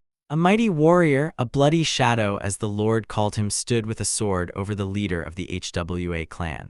His killers were the same ones who once slaughtered the Cho clan and then destroyed others. The ancestral estate of the HWA clan was burning. everyone was killed except the last one, the clan leader. The man asked why all this was happening. They had long since abandoned the use of thunder bombs and no longer posed a threat. The warrior said in a cold tone with a smile on his face, "This is all the order of the Lord to destroy the HWA clan estate, so that no one else could seize the thunder bombs and manufacture them," he added. Anger flared up in him and he rushed at the bloody shadow, consumed by a thirst for revenge. Adoring the thrill of battle and killing, the warrior also ran towards him unafraid of death. With one precise sword strike, he cut the opponent's neck, beating his spear. When the HWA clan leader took his last breath, the bloody shadow gave the order to return. The extermination was over. At the end, the killers threw a thunder bomb into the destroyed estate to finally hide their traces. Just as the Thunder Strike clan once burned down, which relied on their bombs, it ceased to exist. And following it, the HWA clan, which had also begun manufacturing these bombs. After these events, a great work began at the Murim Alliance headquarters: investigation and search for the guilty. Dokgo-un received news from intelligence. It is still unknown who destroyed the Cho clan, and also the HWA clan, which had already started manufacturing thunder bombs, was also destroyed. Advisors were certain thieves are capable of seizing thunder bombs, so measures must be taken. Terrible rumors began to spread throughout Murim. Intelligence reports turned out to be inaccurate. The alliance was overwhelmed with attempts to find out the truth and to determine who was behind these events. The leader understood if these thieves start using the bombs, it would be a disaster for all of Murim. But who they were, what their goal was, and why they were causing such chaos, no one knew yet. For now, the villain laughed and his warriors diligently followed orders, destroying everything he pointed at with his finger. He praised the flawless work of the Bloody Shadow. They handled the HWA clan excellently. The servant, kneeling on one knee, thanked the Lord for his mercy and was ready to carry out the next order. He asked what the Lord had decided regarding that loader from the Henan Security Bureau. "If it's just one person, the Shadow Demon can be deployed," he said, and asked what he was currently occupied with. The servant replied that he, as always, was somewhere in Henan drowning in wine and entertainment. Smiling, the Lord ordered to send him with the gang for this task. They should be able to deal with this monster created by Chingij without much effort. Although the political situation in Jianghu was rapidly changing, it did not affect the construction of Henan's security agency. Suddenly, Pio burst into Miss Solyun's office. He was in a hurry to deliver news. Smiling at her friend, the girl asked him in an official tone what had happened to Commander Pio. The warrior happily grabbed the sheet and exclaimed, "Finally, they have an order." Solyun was also glad about this news. Now they needed finances more than ever. Pio explained that the mission was to escort the daughter of Kim Jahang, but there was one nuance, which he also did not like very much. Pio hesitated, unwilling to tell. Another person would go on the journey with her, the Sword King. Well, Solyun could not believe what she heard and asked her friend again. Hyun, who silently stood and listened to this dialogue, also became curious who was this person with such a title. Thus began the second escort mission for the hero, and he was already waiting for new adventures. Having read the details and conditions of the order, Pio revealed the essence of the mission and why the Sword King was there. Kim Jahang is a famous merchant and martial arts master in Henan province. Their duty is to escort his daughter to Jiangsu province, to Suzhou. It was clear, and Solyun asked if Pio had found out why they were making this order. They stood facing each other, hands pressed on the table, discussing all the details. Pio explained, recently Kim Jahang contacted the merchants' organization from the Golden League. After that, the League of Godless began to pressure him. They needed the Golden League's money. Kim Jahang planned to use his daughter as bait. That's what Pio said. Two trade leagues are preparing for war. The route the daughter will take leads to Suzhou. There the main forces of the Golden Trade League are concentrated and the enemies from the Godless will definitely attack her. Solyun was surprised. How can a father risk his daughter like that will be in danger? Yes, Pio confirmed that's why they invited the Sword King, Kim Yuhua, the fiancé of the future leader of the Golden League. While she plays the role of bait, they hired one of the 10 best martial arts masters to protect her. The Sword King is known for his strength and technique. He has not lost a single fight. They are confident under his protection no one will be able to harm her. Having laid out all the details point by point, Mrs. Solyun, Pio looked at her and asked whether to take this order. The girl glanced at Hyun and asked what he thought, and Pio added that it might be difficult. Hyun looked at them with such a gaze as if to say, "You don't yet know what difficult means." The bureau finally agreed to accompany, and now the carriage was swiftly rushing along the set path. Holding the reins, the coachman briskly urged the horse on, pulling out the maximum speed it was capable of. Chang was ecstatic with joy because he had been promoted to a warrior, and now in his new position was participating in a mission. He did not expect his merits and combat skills to be rated so highly, but anxiety did not leave him. The coachman was worried about Haiyan. He sat with such a sour expression as if he was about to snap at someone. At first, Chang thought it was because of the promotion, and Haiyan Wu remained in the position of a loader. But later he realized the hero was not concerned about this issue at all, and he hoped these feelings were only due to an excess of emotions after the promotion. There were several people sitting in the carriage. The windows were covered with curtains so as not to attract the attention of outsiders, but the energy of one of them was felt around. The Sword King sat with his arms crossed on his chest, closed his eyes, and surveyed everything around, scanning the space for threats. His full name was Yam Ch Halgun, and he earned the nickname Sword King because of his skill. The young lady Him Yukwa sat opposite and closely examined the legendary warrior. She had never seen him in person before but had heard. He first became famous 60 years ago, so he was at least 80. But no matter how you look at it, he appeared no older than 40, and she wondered how he managed to preserve his youth. As if reading her thoughts and catching her anxiety, the warrior spoke reassuringly. "Don't worry, I will definitely protect you." Looking at the escort warriors sitting in front of the carriage, Ch Halgun pondered. Among them, there was only one with a strong aura. Could it be that they do not care about their lives at all? The hero sat on a hard bench next to Chang, feeling uncomfortable, and he couldn't stand it. He decided to climb onto the roof of the carriage and nimbly jumped up. Calculating the trajectory of movement, he skillfully landed like a bird. Chang called out to him, asking how he was, and the hero replied that now he was much better. It was because of this little thing that he had been sitting sullen, but now the ride was much more enjoyable, and he smiled. The Sword King felt it moving and thought, an interesting idea to climb onto the carriage, get a better view, and make the ride more exciting. Having reported that the guys from the League of the Godless had stirred, he warned the lady to prepare herself. A crowd of warriors was already catching up to the carriage by order of their leader. They were to capture Lady Yukfa. The commander shouted, "Kill them all, and leave only the girl. She needed to be delivered unharmed." With a battle cry, the masked thugs quickly closed in on the target. They were flying down from the trees. It was definitely an ambush, just as Pio said. They knew the carriage's route. Chang shouted to Haiyan that they were behind, but the hero did not look back or hurry. Just as the hero was about to draw his sword, he felt the presence of the Sword King. He was already engaged in battle. He roughly broke down the carriage door and flew out, chasing the godless men.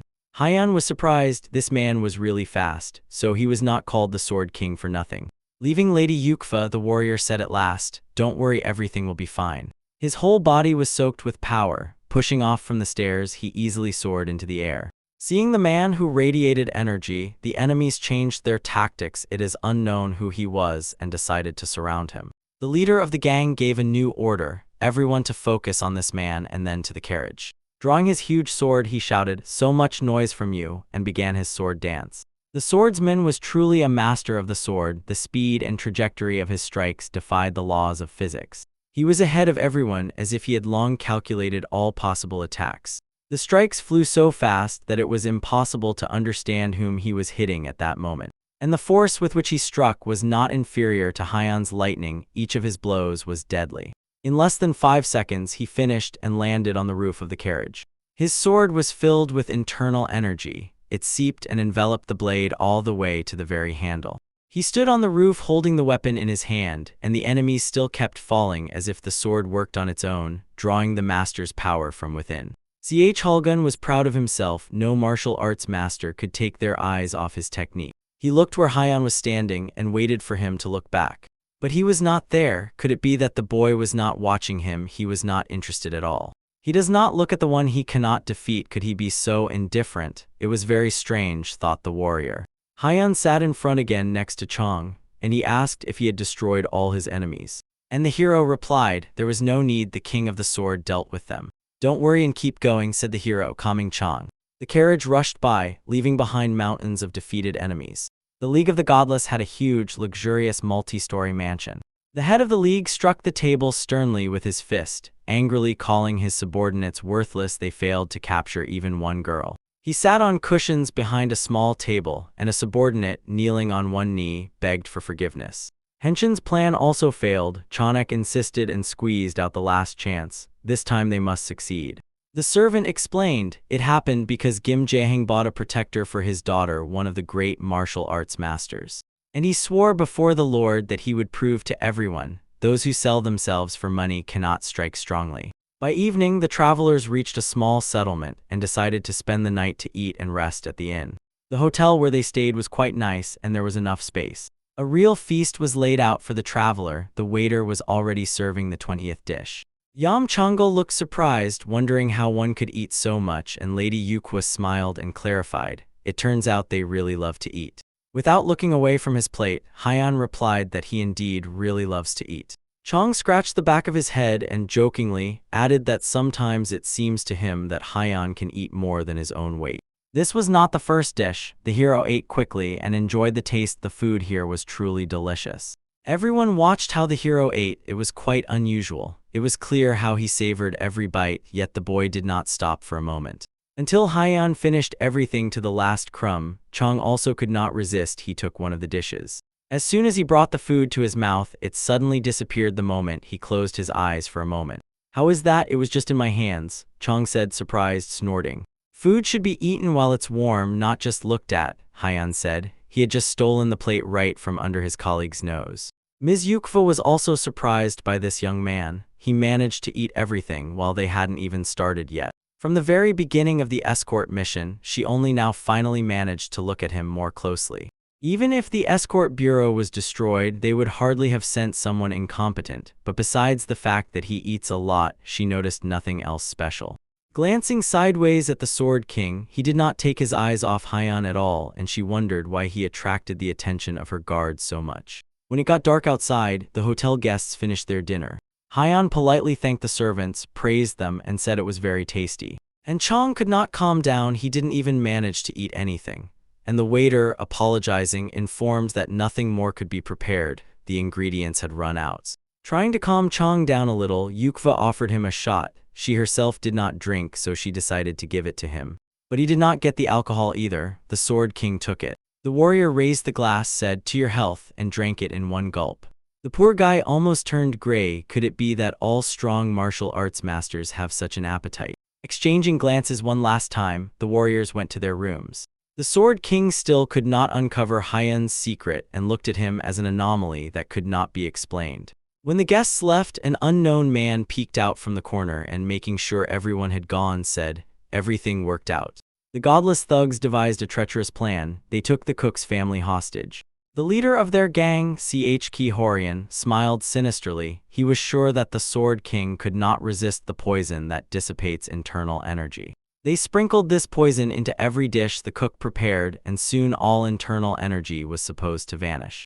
They waited until everyone went to their apartments and fell asleep to deliver a surprise attack. Hyan and Chong had a separate room when they were already preparing to sleep. Chong said he probably wouldn't be able to sleep hungry all because he took his food. The hero looked at the warrior and said that he was not allowed to eat that food.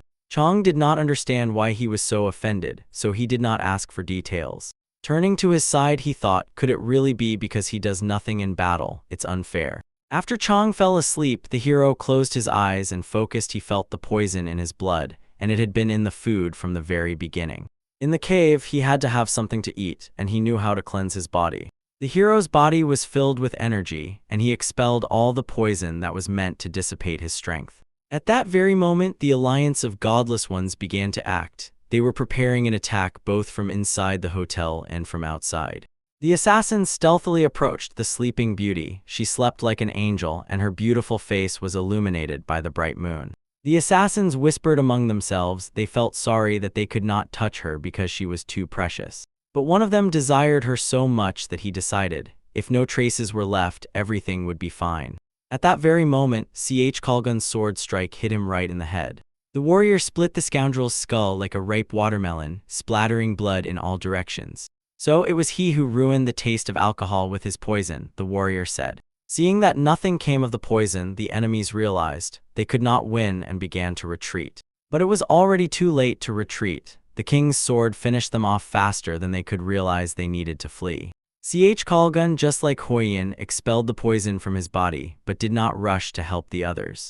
He dealt with the enemies so quickly and quietly that the young lady did not even wake up. The king pondered, she is so young good that she did not see that scoundrel. Lowering his weapon and guarding the girl's sleep, he wondered if the people from the escort bureau could protect themselves. In Haiyan's room, the enemies also faced a trap. The hero incinerated them all in an instant and did not even strain himself.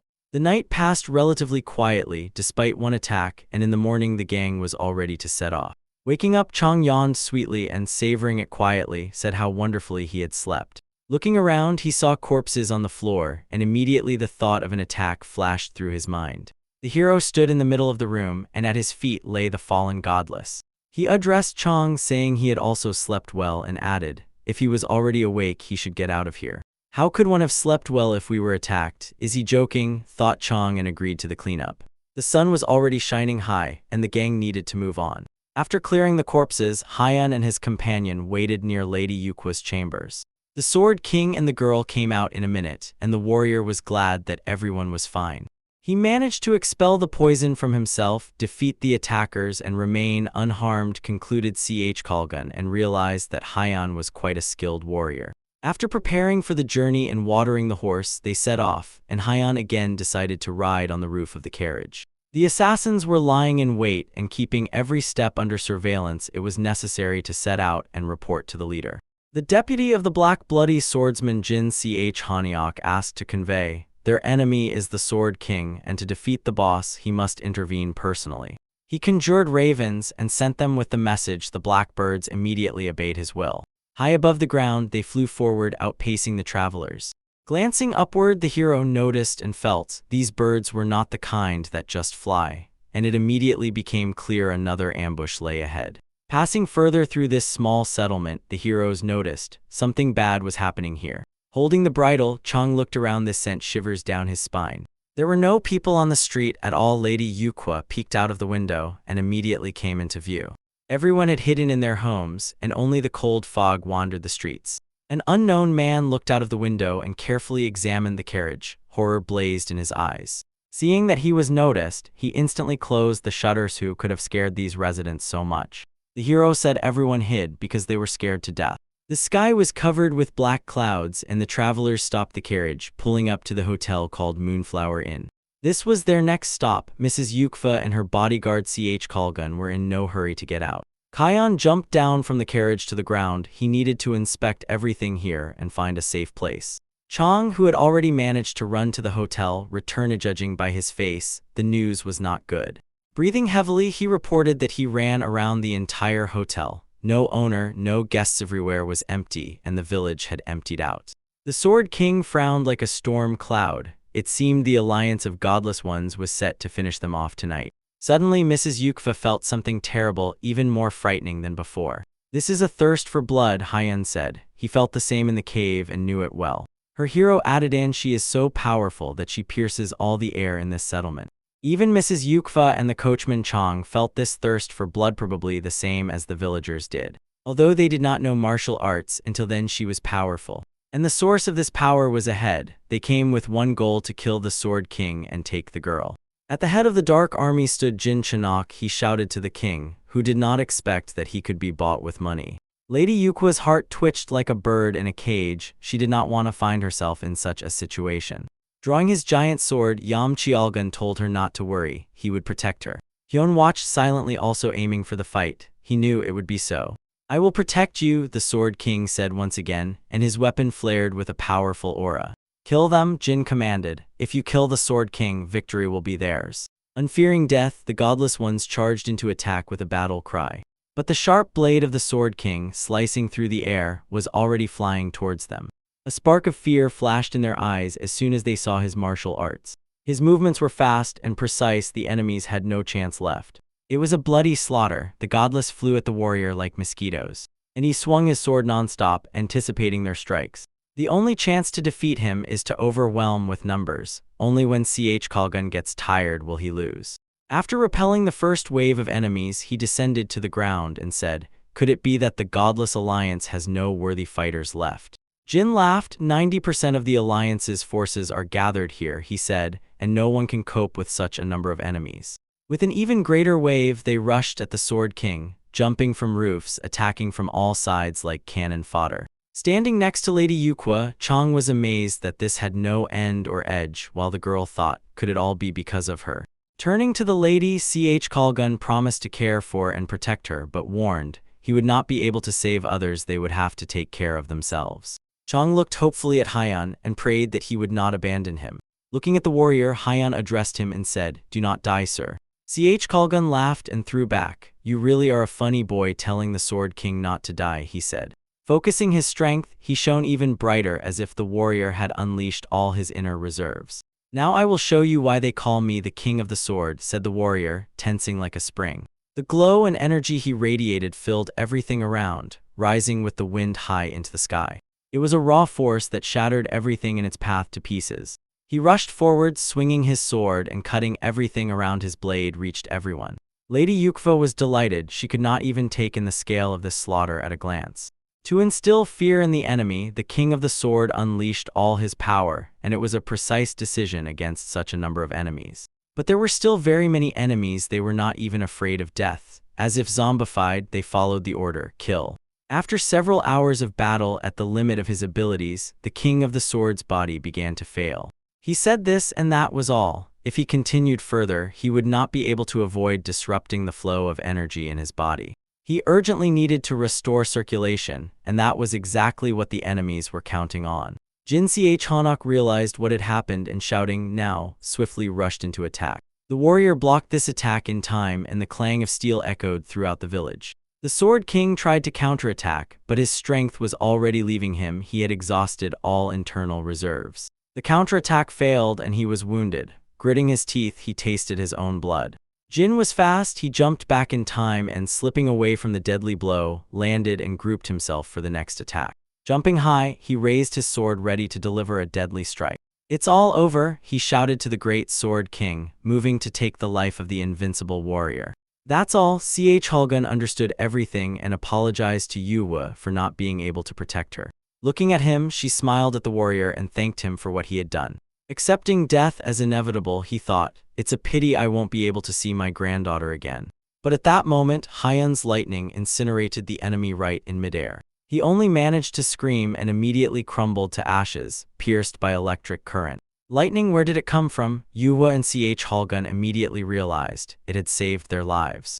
The hero intervened in time. Now it was his turn to protect Lady Yuwa.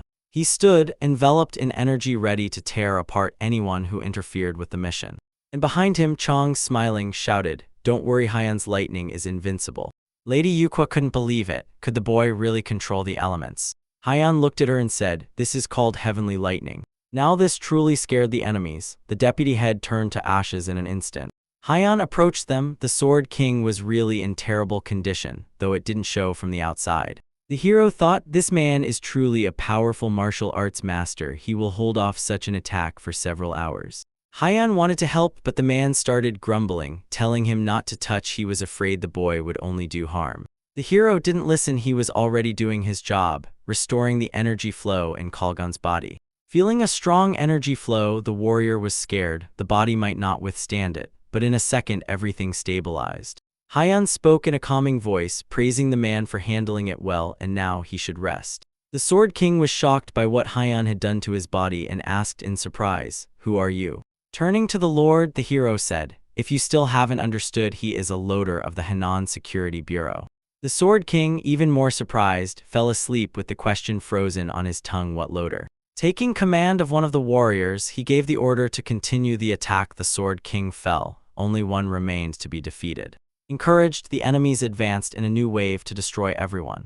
Even the great Sword King could not cope with such a number of enemies. But for Haiyan, who had lived his whole life in hell, their number did not matter. As if the god of thunder himself descended from the sky into a small village, numerous lightning bolts illuminated the entire sky. The next morning, the Nagmun clan, having learned the news, arrived at the battlefield. Seeing what had happened, the rider sharply stopped his horse. The warhorse barely kept its balance, rearing up. The man could not believe his eyes. What the hell happened, he thought. Before them unfolded a terrible scene. corpses with no end or edge. This was the end of the godless alliance. One of his warriors rode up to Nagmun Khan and reported that they had found the Sword King.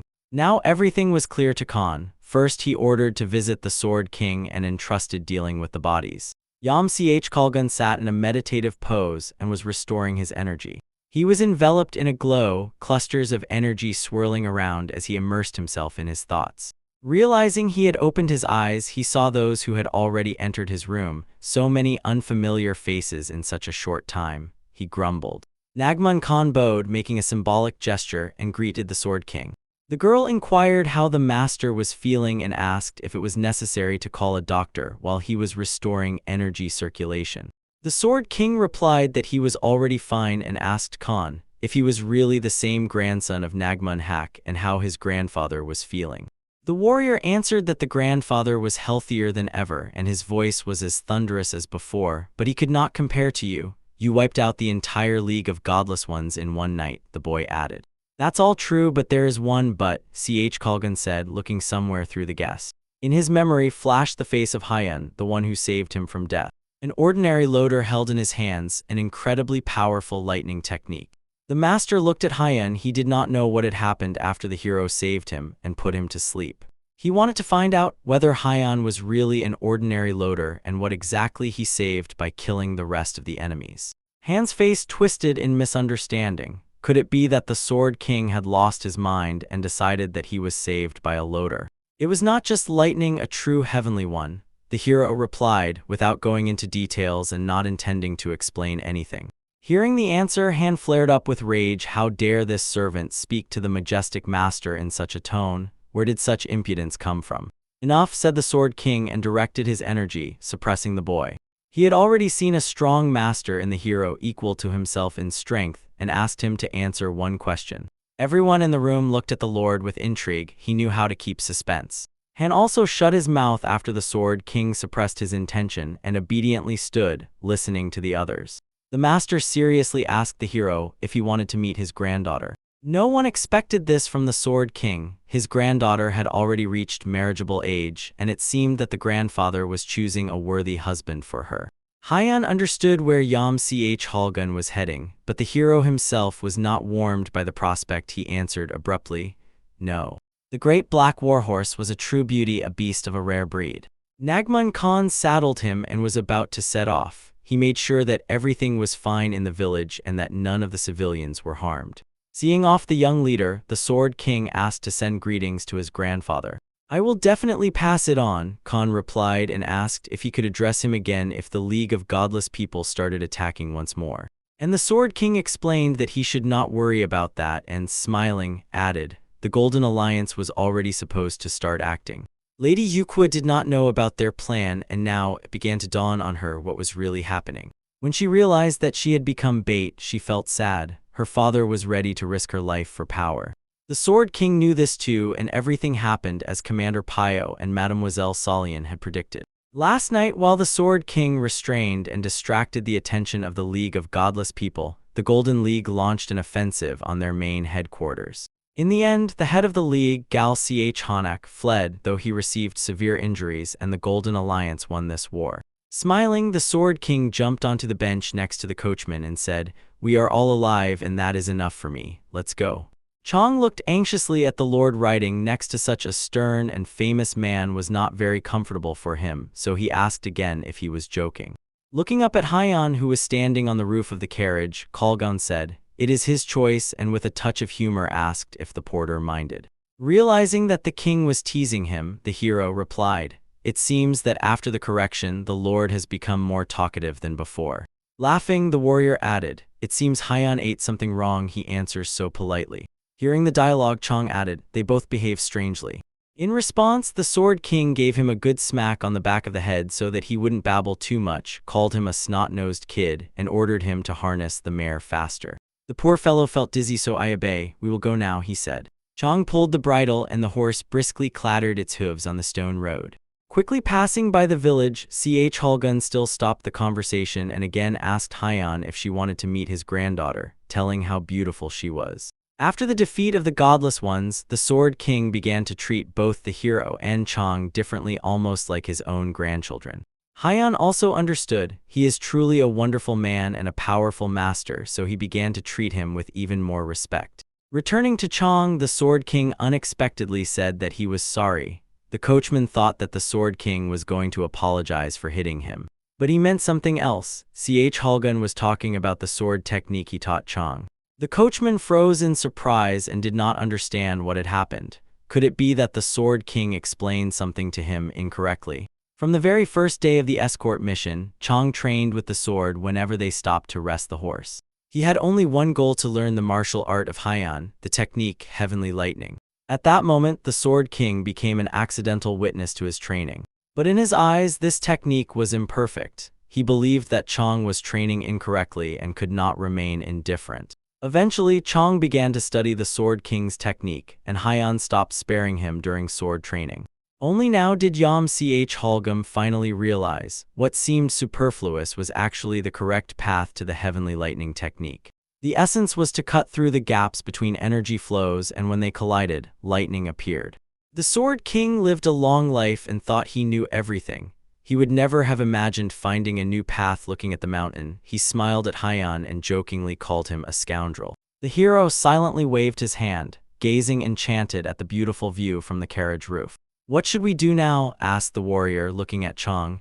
"Is it already too late to fix everything?" The hero did not know how to retrain the student now, so he remained silent. He thought Chang was to blame himself. He had strayed from his path. Chang did not understand what they meant. Yesterday he even managed to defend himself with a move taught to him by the Sword King. The master explained, "That is the problem. The Heavenly Lightning will appear only after mastering the Haiyan technique, and it is fundamentally different. If you start using another technique, the mind will select more effective moves and reject the Haiyan technique." He continued his thought, and Chang understood. Now the path to the Heavenly Lightning is closed for him.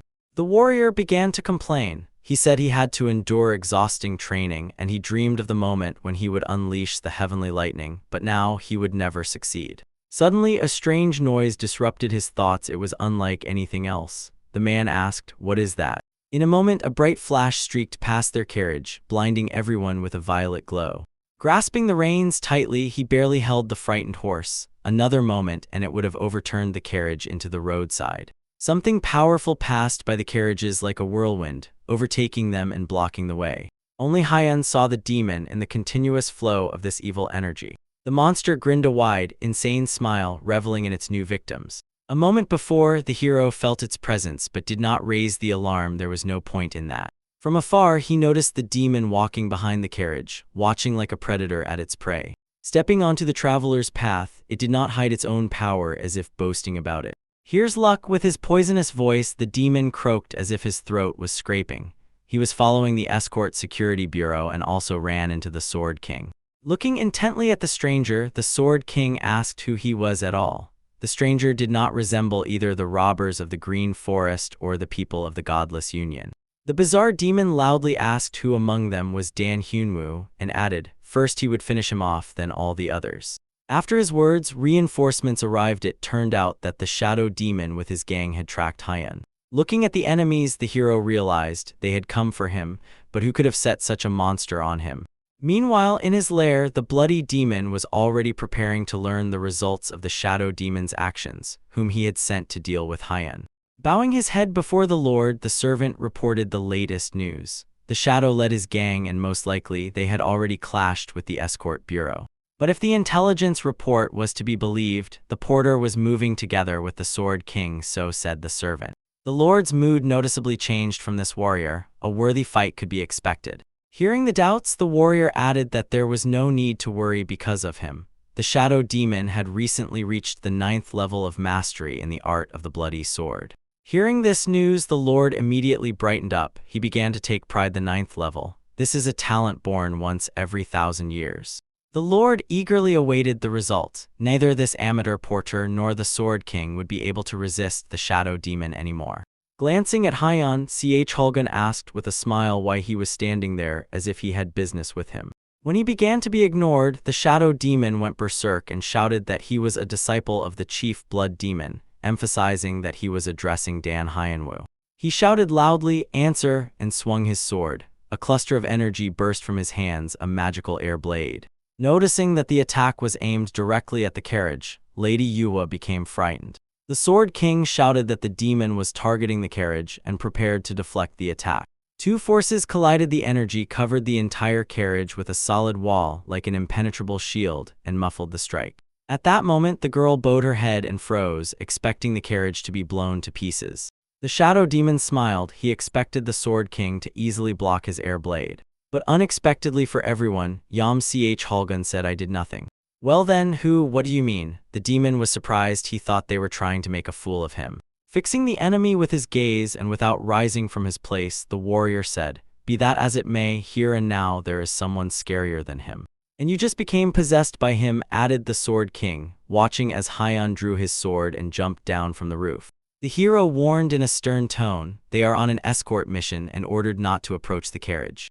The demon laughed loudly, and this boy was scarier than the Sword King. "What will happen if I get closer?" he asked provocatively. Opening and releasing his aura, the hero warned in a stern tone, "He will pierce his life and kill him."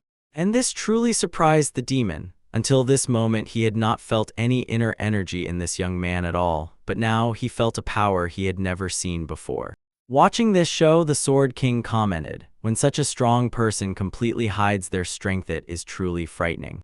Focusing bloody energy for a powerful strike, the demon realized, so this youth is Dan Hyunwoo. When the enemy called him by his full name, Hyun involuntarily wondered, how does this monster know him? Meanwhile, the demon felt in this boy something similar to his master but could not understand what exactly. The enemy rushed into attack, lunged with the bloody demon sword, and shouted that he would make sure this boy would die the most brutal death. His retinue, who came with their commander, was surprised. Why did he immediately start using his strongest skills? The enemy used one of the skills his master taught him, the technique of bloody flame.